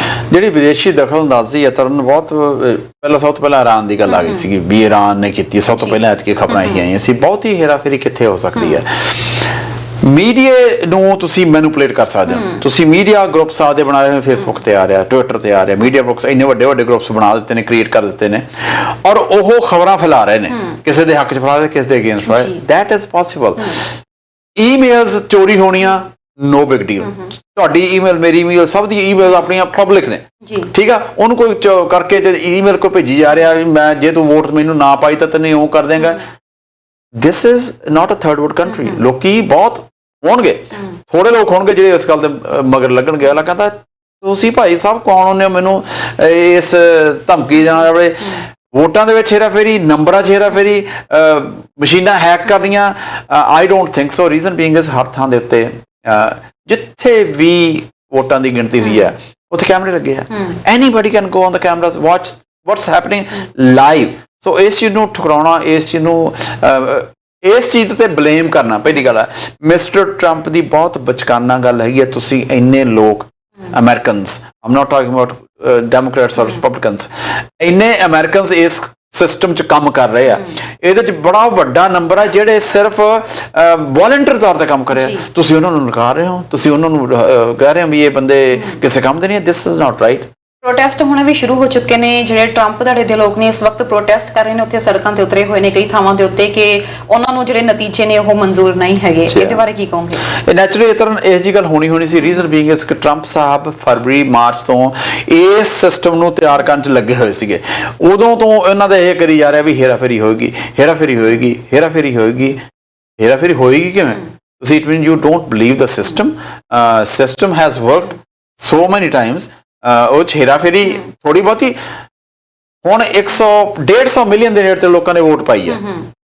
ਜੇ ਇਹਦੇ 'ਚ ਕਿਸੇ ਥਾਂ ਤੇ 150 ਦੀ ਹੇਰਾਫੇਰੀ ਹੋਈ ਹੈ, ਇਹ ਤੋਂ ਵੱਧ ਹੋਰ ਕੀ ਕਰ ਲਓਗੇ? ਪਰ ਉਹ ਹੇਰਾਫੇਰੀ ਦੇ ਨਾਲ ਜਿਹੜਾ ਵੋਟ ਦਾ ਜਿਹੜਾ ਰਿਜ਼ਲਟ ਹੈ ਉਹ 'ਚ ਫਰਕ ਨਹੀਂ ਪੈਣ ਲੱਗੇ। ਤੁਹਾਨੂੰ ਇਸ ਵਾਰੀ ਯੂਐਸ ਦੇ ਲੋਕਾਂ ਨੇ ਵੀ ਵੱਡੀ ਗਿਣਤੀ ਜਾ ਕੇ ਵੋਟ ਕੀਤੀ ਆ ਤੇ ਇੱਕ ਬਦਲਾਅ ਵੀ ਦੇਖਣ ਨੂੰ ਮਿਲਿਆ।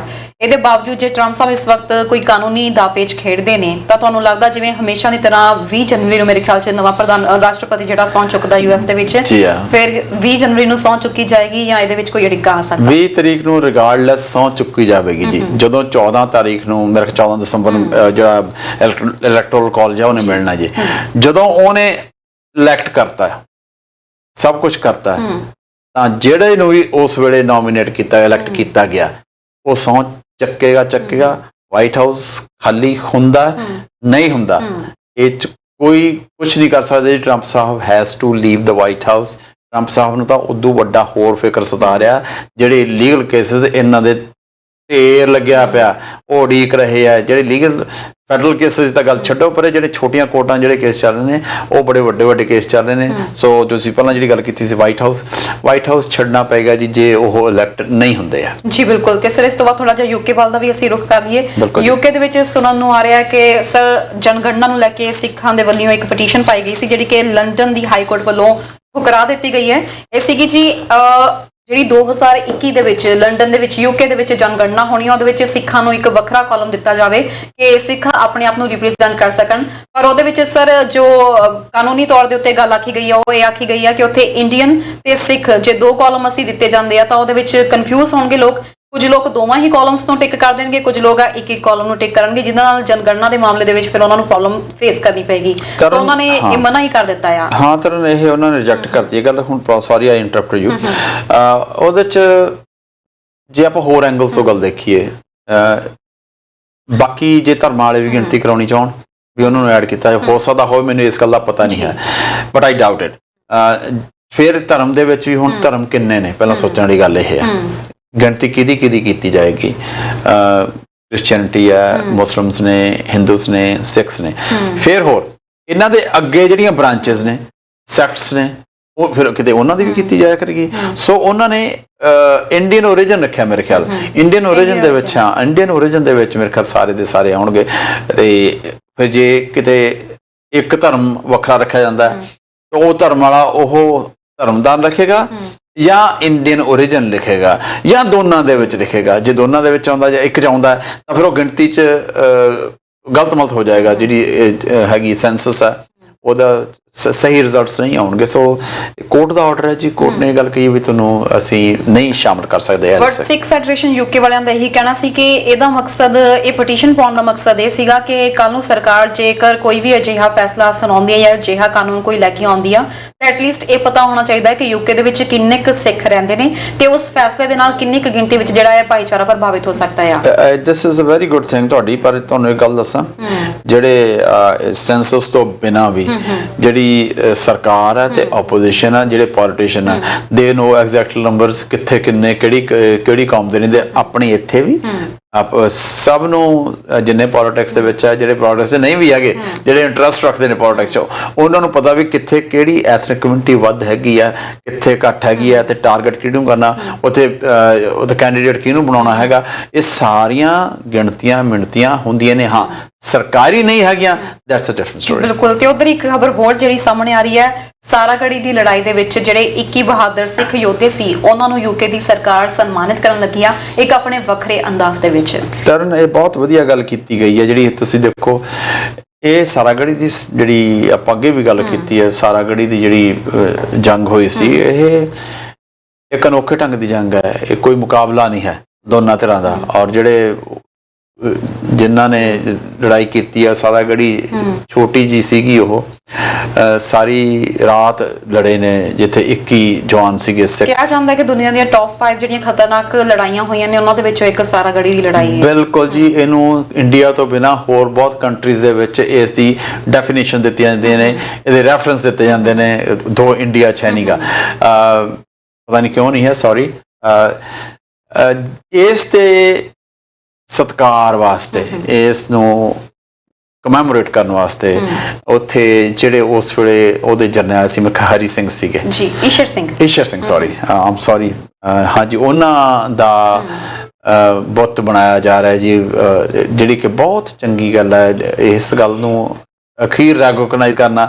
ਉਸ ਸਾਰਾਗੜੀ ਦੀ ਲੜਾਈ ਦੇ ਰਿਗਾਰਡਿੰਗ ਇੱਕ ਅੰਗਰੇਜ਼ ਦੇ ਬਾਰੇ ਤਾਂ ਕੁਛ ਕੀਤਾ ਗਿਆ ਹੈਗਾ, ਪਰ ਜਿੰਨੇ ਲੜਕੇ ਸ਼ਹੀਦ ਹੋਏ ਜੀ ਉਹਨਾਂ ਦਾ ਪੁੱਤ ਹੋਣਾ ਰਿਹਾ, ਪਰ ਦੇਰ ਆਏ ਦਰੁਸਤ ਹੈ। ਬਿਲਕੁਲ, ਇਹਦੇ ਬਾਰੇ ਗੱਲ ਕਰਾਂਗੇ ਜੀ। ਇੱਕ ਦਰਸ਼ਕ ਜੁੜ ਗਏ ਨੇ ਹੋਰ। ਹੈਲੋ, ਹਾਂਜੀ ਕੋਮਲ ਦੀਦੀ, ਸਤਿ ਸ਼੍ਰੀ ਅਕਾਲ ਜੀ। ਸਤਿ ਸ਼੍ਰੀ ਅਕਾਲ। ਸਤਿ ਸ਼੍ਰੀ ਅਕਾਲ ਜੀ। ਅੱਜ ਮਿਲਣ ਵਧਾਈਆਂ ਜੀ, ਸੰਗਤੇ ਤੈਨੂੰ ਹਾਂਜੀ, ਬਹੁਤ ਬਹੁਤ ਵਧਾਈਆਂ, ਬਹੁਤ ਬਹੁਤ ਵਧਾਈਆਂ।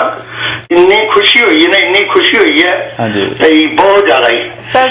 ਤੇ ਤੁਹਾਡੀ ਬੜੀ ਮਿਹਰਬਾਨੀ, ਤੁਸੀਂ ਵੀ ਥੋੜਾ ਜਿਹਾ ਕਰਦੇ ਰਹੇ, ਦੱਸਦੇ ਰਹੇ, ਪਰ ਕਲੀਅਰ ਨਹੀਂ ਦੱਸਿਆ, ਔਰ ਕਲੀਅਰ ਸਾਡਾ ਹੋ ਗਿਆ। ਥੈਂਕ ਯੂ ਜੀ। ਕਲੀਅਰ ਗੱਲ ਦੀ ਆਵਾਂ ਜੀ। ਮਿਸਟਰ ਬਾਈਡਨ ਦੀ ਜਿੱਤ ਤੇ ਕਾਫੀ ਖੁਸ਼ ਨਜ਼ਰ ਆ ਰਹੇ ਹੋ।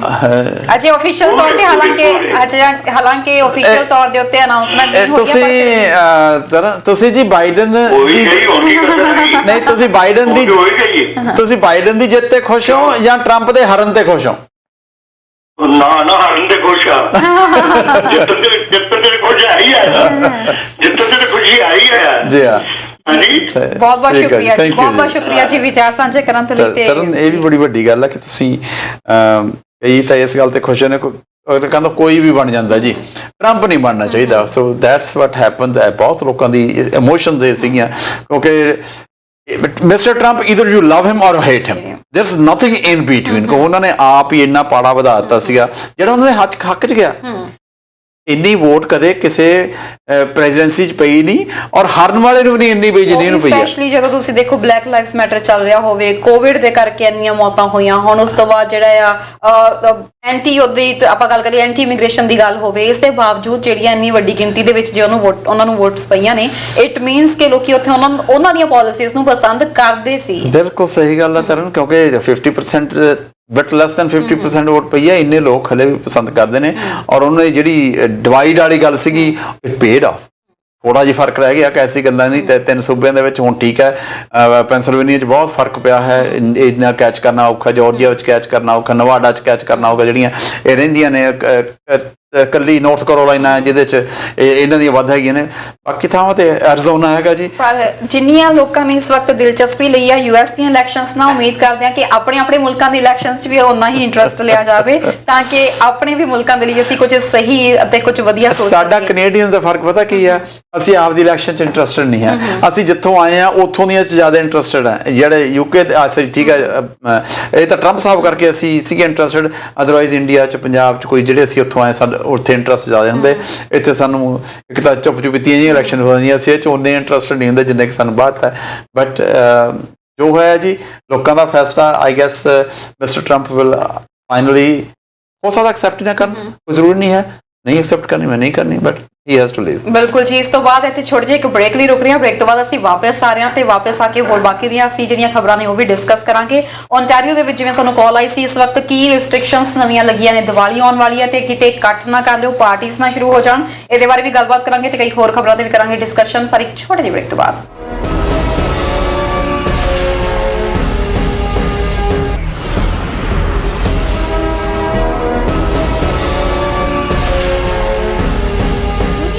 ਕੋਨੇ ਵਿੱਚ ਵਸਦੇ ਪੰਜਾਬੀਆਂ ਨੂੰ ਮਹਾਰਾਜਾ ਸਵੀਟਸ ਦੇ ਵੱਲੋਂ ਦੀਵਾਲੀ ਦੀਆਂ ਬਹੁਤ-ਬਹੁਤ ਮੁਬਾਰਕਾਂ। ਤਿਉਹਾਰਾਂ ਦੇ ਮੌਸਮ ਵਿੱਚ ਭਾਰਤੀ ਪਕਵਾਨਾਂ ਅਤੇ ਮਿਠਾਈਆਂ ਨੂੰ ਕਰ ਰਹੇ ਹੋ ਮਿਸ, ਤਾਂ ਹੁਣੇ ਚੁੱਕੋ ਮੋਬਾਈਲ ਅਤੇ ਘੁਮਾਓ ਫੋਨ ਮਹਾਰਾਜਾ ਸਵੀਟਸ ਨੂੰ।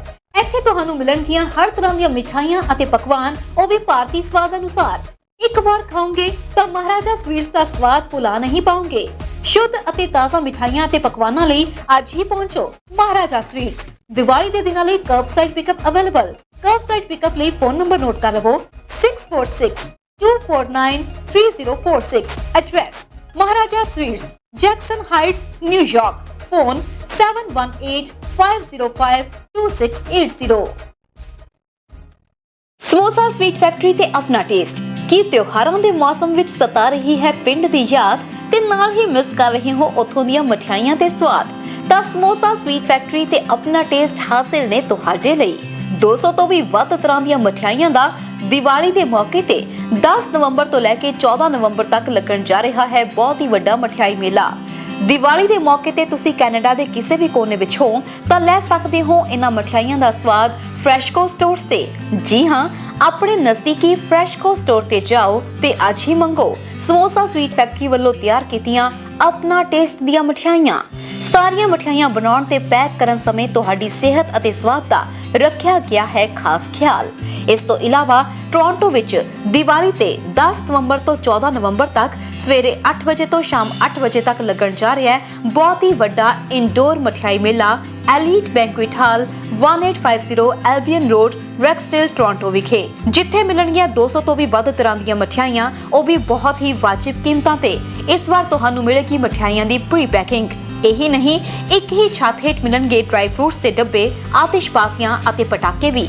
ਇਸ ਦੇ ਨਾਲ ਹੀ ਬ੍ਰੈਂਪਟਨ ਵਾਸੀ ਮਠਿਆਈ ਮੇਲੇ ਤੇ ਪੁੱਜ ਸਕਦੇ ਨੇ ਸਮੋਸਾ ਸਵੀਟ ਫੈਕਟਰੀ ਤੇ ਆਪਣਾ ਟੇਸਟ ਦੀ ਮੇਨ ਲੋਕੇਸ਼ਨ ਯਾਨੀ ਕਿ ਬ੍ਰੈਮਲੀ ਐਂਡ ਸੈਂਡਲਵੁੱਡ ਸਥਿਤ ਫਰੈਸ਼ਕੋ ਸਟੋਰਸ ਤੇ। ਕੋਰੋਨਾ ਵਾਇਰਸ ਦੇ ਚੱਲਦਿਆਂ ਹਰ ਜਗ੍ਹਾ ਦਾ ਖਾਸ ਖਿਆਲ ਰੱਖਿਆ ਗਿਆ ਹੈ। ਇਸ ਦੇ ਨਾਲ ਹੀ ਗਾਹਕਾਂ ਨੂੰ ਵੀ ਬੇਨਤੀ ਹੈ ਕਿ ਕੋਵਿਡ ਦੇ ਚੱਲਦਿਆਂ ਸਰਕਾਰੀ ਹਦਾਇਤਾਂ ਦਾ ਪਾਲਣ ਜ਼ਰੂਰ ਕਰਨ। ਸਮੋਸਾ ਸਵੀਟ ਫੈਕਟਰੀ ਅਤੇ ਆਪਣਾ ਟੇਸਟ ਵੱਲੋਂ ਸਾਰਿਆਂ ਨੂੰ ਮੇਲੇ ਵਿੱਚ ਆਉਣ ਦਾ ਖੁੱਲ੍ਹਾ ਸੱਦਾ।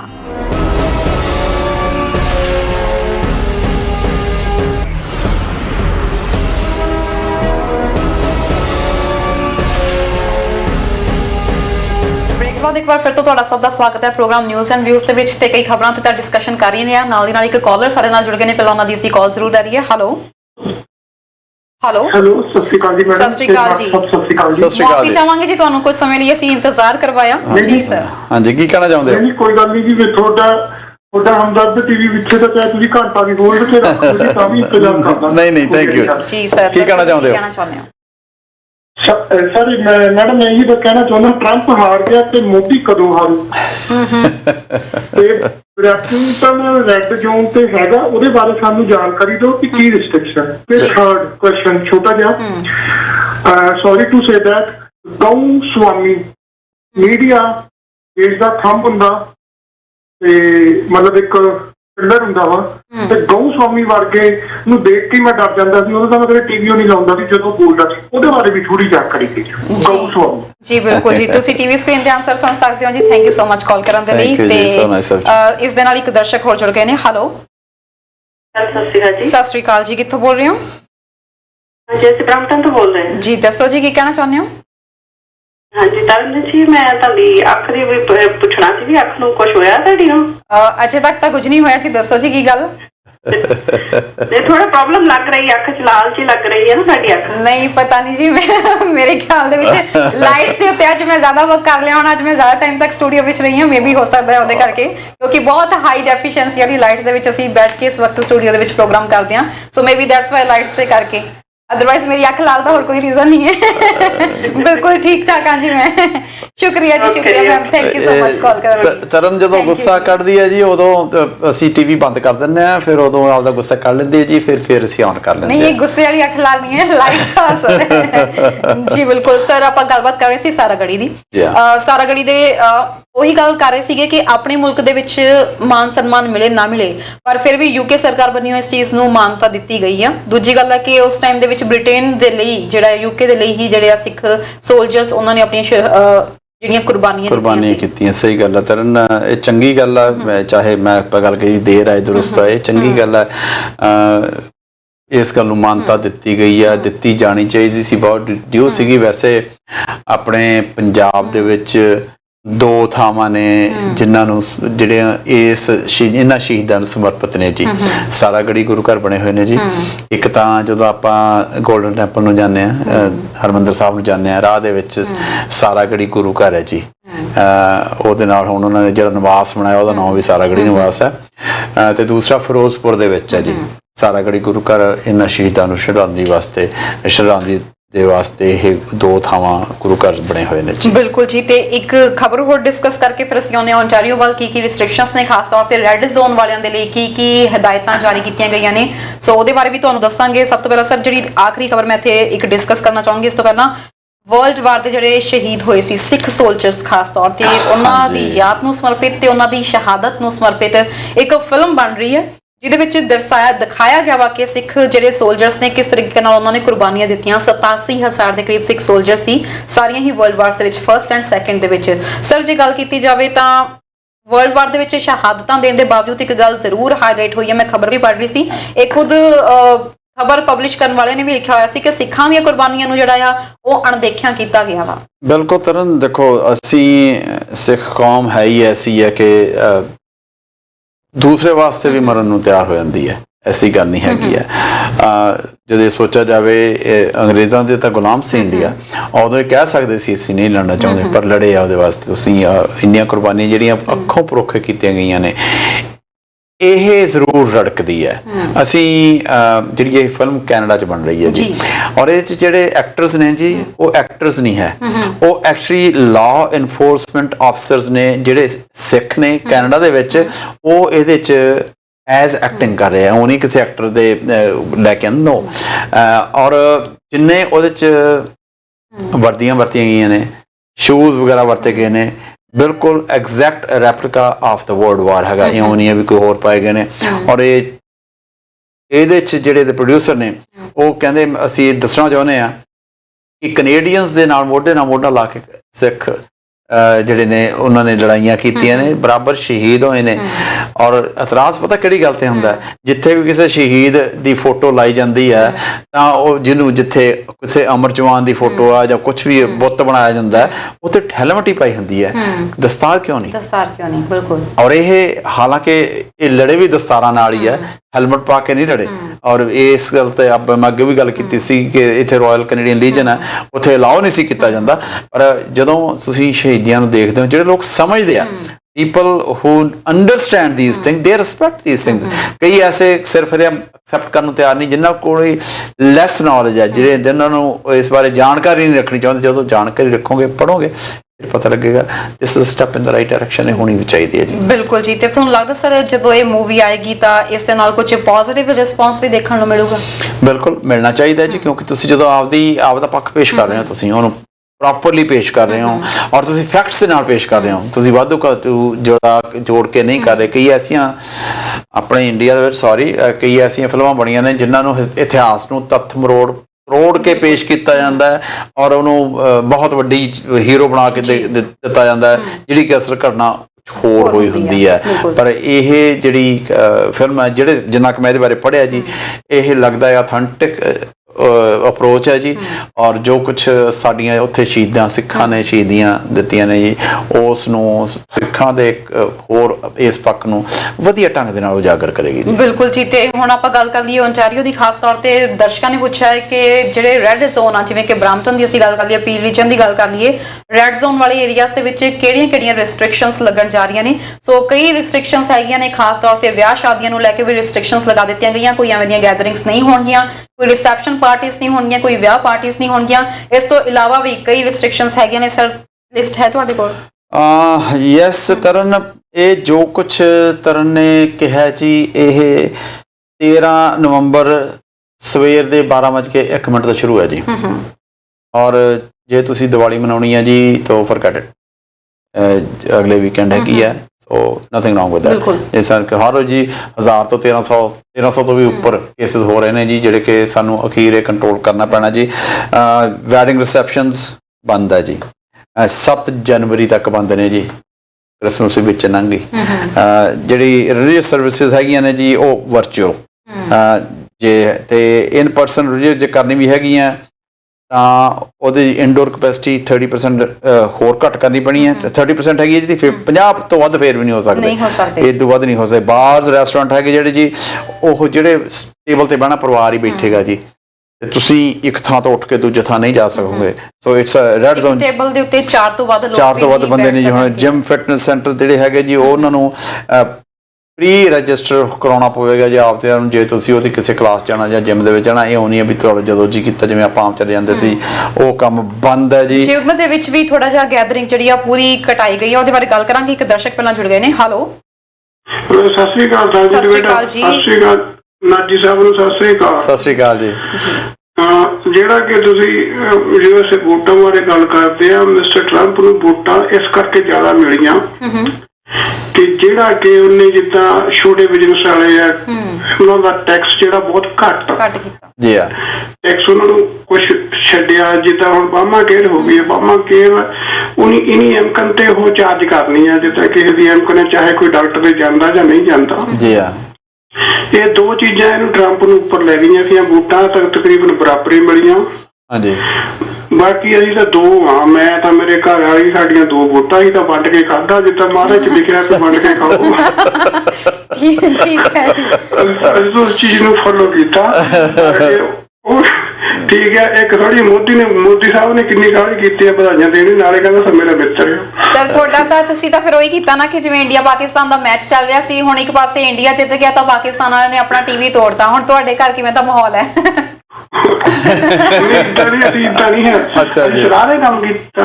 ਠੀਕ ਹੈ, ਠੀਕ ਹੈ। ਅਸੀਂ ਤਾਂ ਮਹਾਰਾਜ ਨੂੰ ਮੁੱਖ ਰੱਖਦੇ ਆ ਵੀ ਉੱਥੇ ਮਹਾਰਾਜ ਲਿਖਿਆ ਵੀ ਵੰਡ ਕੇ ਖਾਓ। ਬਹੁਤ ਸ਼ੁਕਰੀਆ ਜੀ, ਬਹੁਤ ਸ਼ੁਕਰੀਆ ਸਰ ਵਿਚਾਰ ਦੇਣ ਲਈ। ਥੈਂਕ ਯੂ ਸੋ ਮਚ ਜੀ ਸਰ। ਮੀਟਿੰਗ ਬੈਂਕਟ ਹਾਲ ਇਹ ਬੰਦ ਜੀ, ਕੋਈ ਨਹੀਂ ਤੁਸੀਂ ਕਰ ਸਕਦੇ ਜਾ ਕੇ ਉੱਥੇ ਮੀਟ ਕਰਦੇ। ਜਿਹੜਾ ਕੰਟੈਕਟ ਮੈਂਬਰ ਹੈ ਜੀ, ਤੁਸੀਂ ਆਪਦੇ ਘਰ ਦੇ ਵਿੱਚ ਸਿਰਫ ਐਸੈਂਸ਼ੀਅਲ ਸਪੋਰਟ ਹੀ ਹੈਗੇ ਜੀ। ਉਹ ਨਹੀਂ ਹੈ ਵੀ ਤੁਸੀਂ ਕੱਲ ਨੂੰ ਕਿ ਜਿਹਦਾ ਜੀ ਕੀਤਾ ਦਰਵਾਜ਼ਾ ਖੜਕਾਇਆ ਉਹਦੇ ਘਰੇ ਜਾ ਵੜੇ ਜੀ। ਜੇ ਕੋਈ ਇਕੱਲਾ ਹੈਗਾ, ਉਹ ਇੱਕ ਹਾਊਸ ਹੋਲਡ ਚੂਜ਼ ਕਰ ਸਕਦਾ ਹੈ, ਉਹ ਹਾਊਸ ਹੋਲਡ ਦੇ ਅੰਦਰ ਨਾਲ ਉਹ ਜਾ ਸਕਦਾ, ਆ ਸਕਦਾ। ਸੋ ਦੇਰ ਆਰ ਸੋ ਮੈਨੀ। ਐਕਚੁਅਲ ਗੱਲ ਇਹ ਹੈ ਜੀ, ਸਭ ਕੁਝ ਕਾਈਂਡ ਆਫ ਬੰਦ ਹੈ ਜੀ। ਅੱਛਾ ਤਰਨ, ਮੈਂ ਉਹ ਪੜ੍ਹਦਾ ਸੀਗਾ, ਜਿਹੜੀ ਹਿਸਟਰੀ ਪੜ੍ਹਨ ਗਿਆ ਸੀ ਇਸ ਮਾਮਲੇ ਦੇ ਵਿੱਚ, ਜਿਹੜੇ ਕੰਟਰੀਜ਼ ਨੇ ਕਿਵੇਂ ਕੰਟਰੋਲ ਕੀਤਾ, ਜਿਹਨੇ ਬੈਸਟ ਕੰਟਰੋਲ ਕੀਤਾ, ਉਹਨੇ ਜਦੋਂ ਜਿਹਨੇ ਕੰਟਰੋਲ ਕੀਤਾ ਉਹਨੇ ਕਹਿੰਦਾ ਬੰਦ। ਜਦੋਂ ਬੰਦ ਕਹਿਤਾ ਤਾਂ ਹੀ ਕੰਟਰੋਲ ਹੋਏਗਾ। ਜਦੋਂ ਅਸੀਂ ਕੁਝ ਕੁ ਰਿਸਟ੍ਰਿਕਸ਼ਨ ਦੇ ਦਿੰਦੇ ਆ, 2 ਐਗਜ਼ਾਮਪਲ ਨੇ, ਨਿਊਜ਼ੀਲੈਂਡ ਐਂਡ ਆਸਟ੍ਰੇਲੀਆ। ਨਿਊਜ਼ੀਲੈਂਡ ਸਾਫ਼ ਕਰੀ ਬੈਠਾ ਬਿਲਕੁਲ, ਨਾਲ ਆਸਟ੍ਰੇਲੀਆ ਹੱਥੋਂ ਬਾਹਰ ਹੋਇਆ ਪਿਆ। ਅਸੀਂ ਇੱਕ ਵਾਰੀ ਕੰਟਰੋਲ ਕਰਕੇ ਸਾਡੇ ਹੱਥੋਂ ਬਾਹਰ ਹੋਇਆ ਪਿਆ। US ਨੇ ਕੰਟਰੋਲ ਕੀਤਾ ਹੀ ਨਹੀਂ ਹੈਗਾ। UK ਦੇ ਵਿੱਚ ਦੁਬਾਰੇ ਸ਼ੁਰੂ ਹੋਇਆ। ਸੋ ਇਹ ਗੱਲ ਇੱਥੇ ਆਉਂਦੀ ਹੈ ਕਿ ਜਦ ਤੱਕ ਅਸੀਂ ਕਿਤੇ ਸਖਤੀ ਨਾਲ ਬੰਦ ਨਹੀਂ ਕਰਾਂਗੇ, it's hard to control. So get ready. ਜੇ ਅਸੀਂ ਹਲੇ ਵੀ ਠੀਕ ਨਹੀਂ ਹੋਵਾਂਗੇ, ਪੀਲ ਬਹੁਤ ਵੱਡਾ ਕੰਮ ਹੋ ਰਿਹਾ ਸਾਡਾ, ਅਜੇ ਤੱਕ ਅਸੀਂ ਨਹੀਂ ਬਣਦੇ, ਤਾਂ ਮੇਰੇ ਖਿਆਲ ਸਭ ਕੁਝ ਹੀ ਬੰਦ ਹੋ ਜਾਏਗਾ।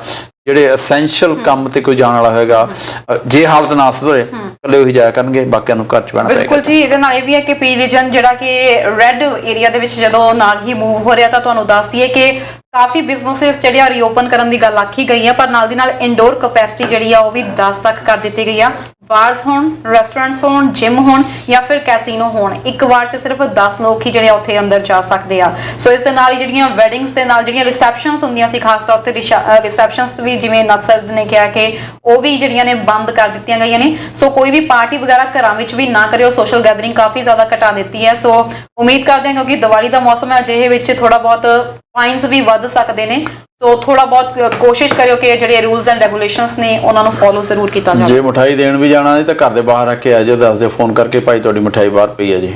ਜੀ ਬਿਲਕੁਲ, ਗੁਆਂਢੀਆਂ ਵੱਲ ਵੀ ਨਜ਼ਰ ਰੱਖੋ ਜ਼ਰੂਰ।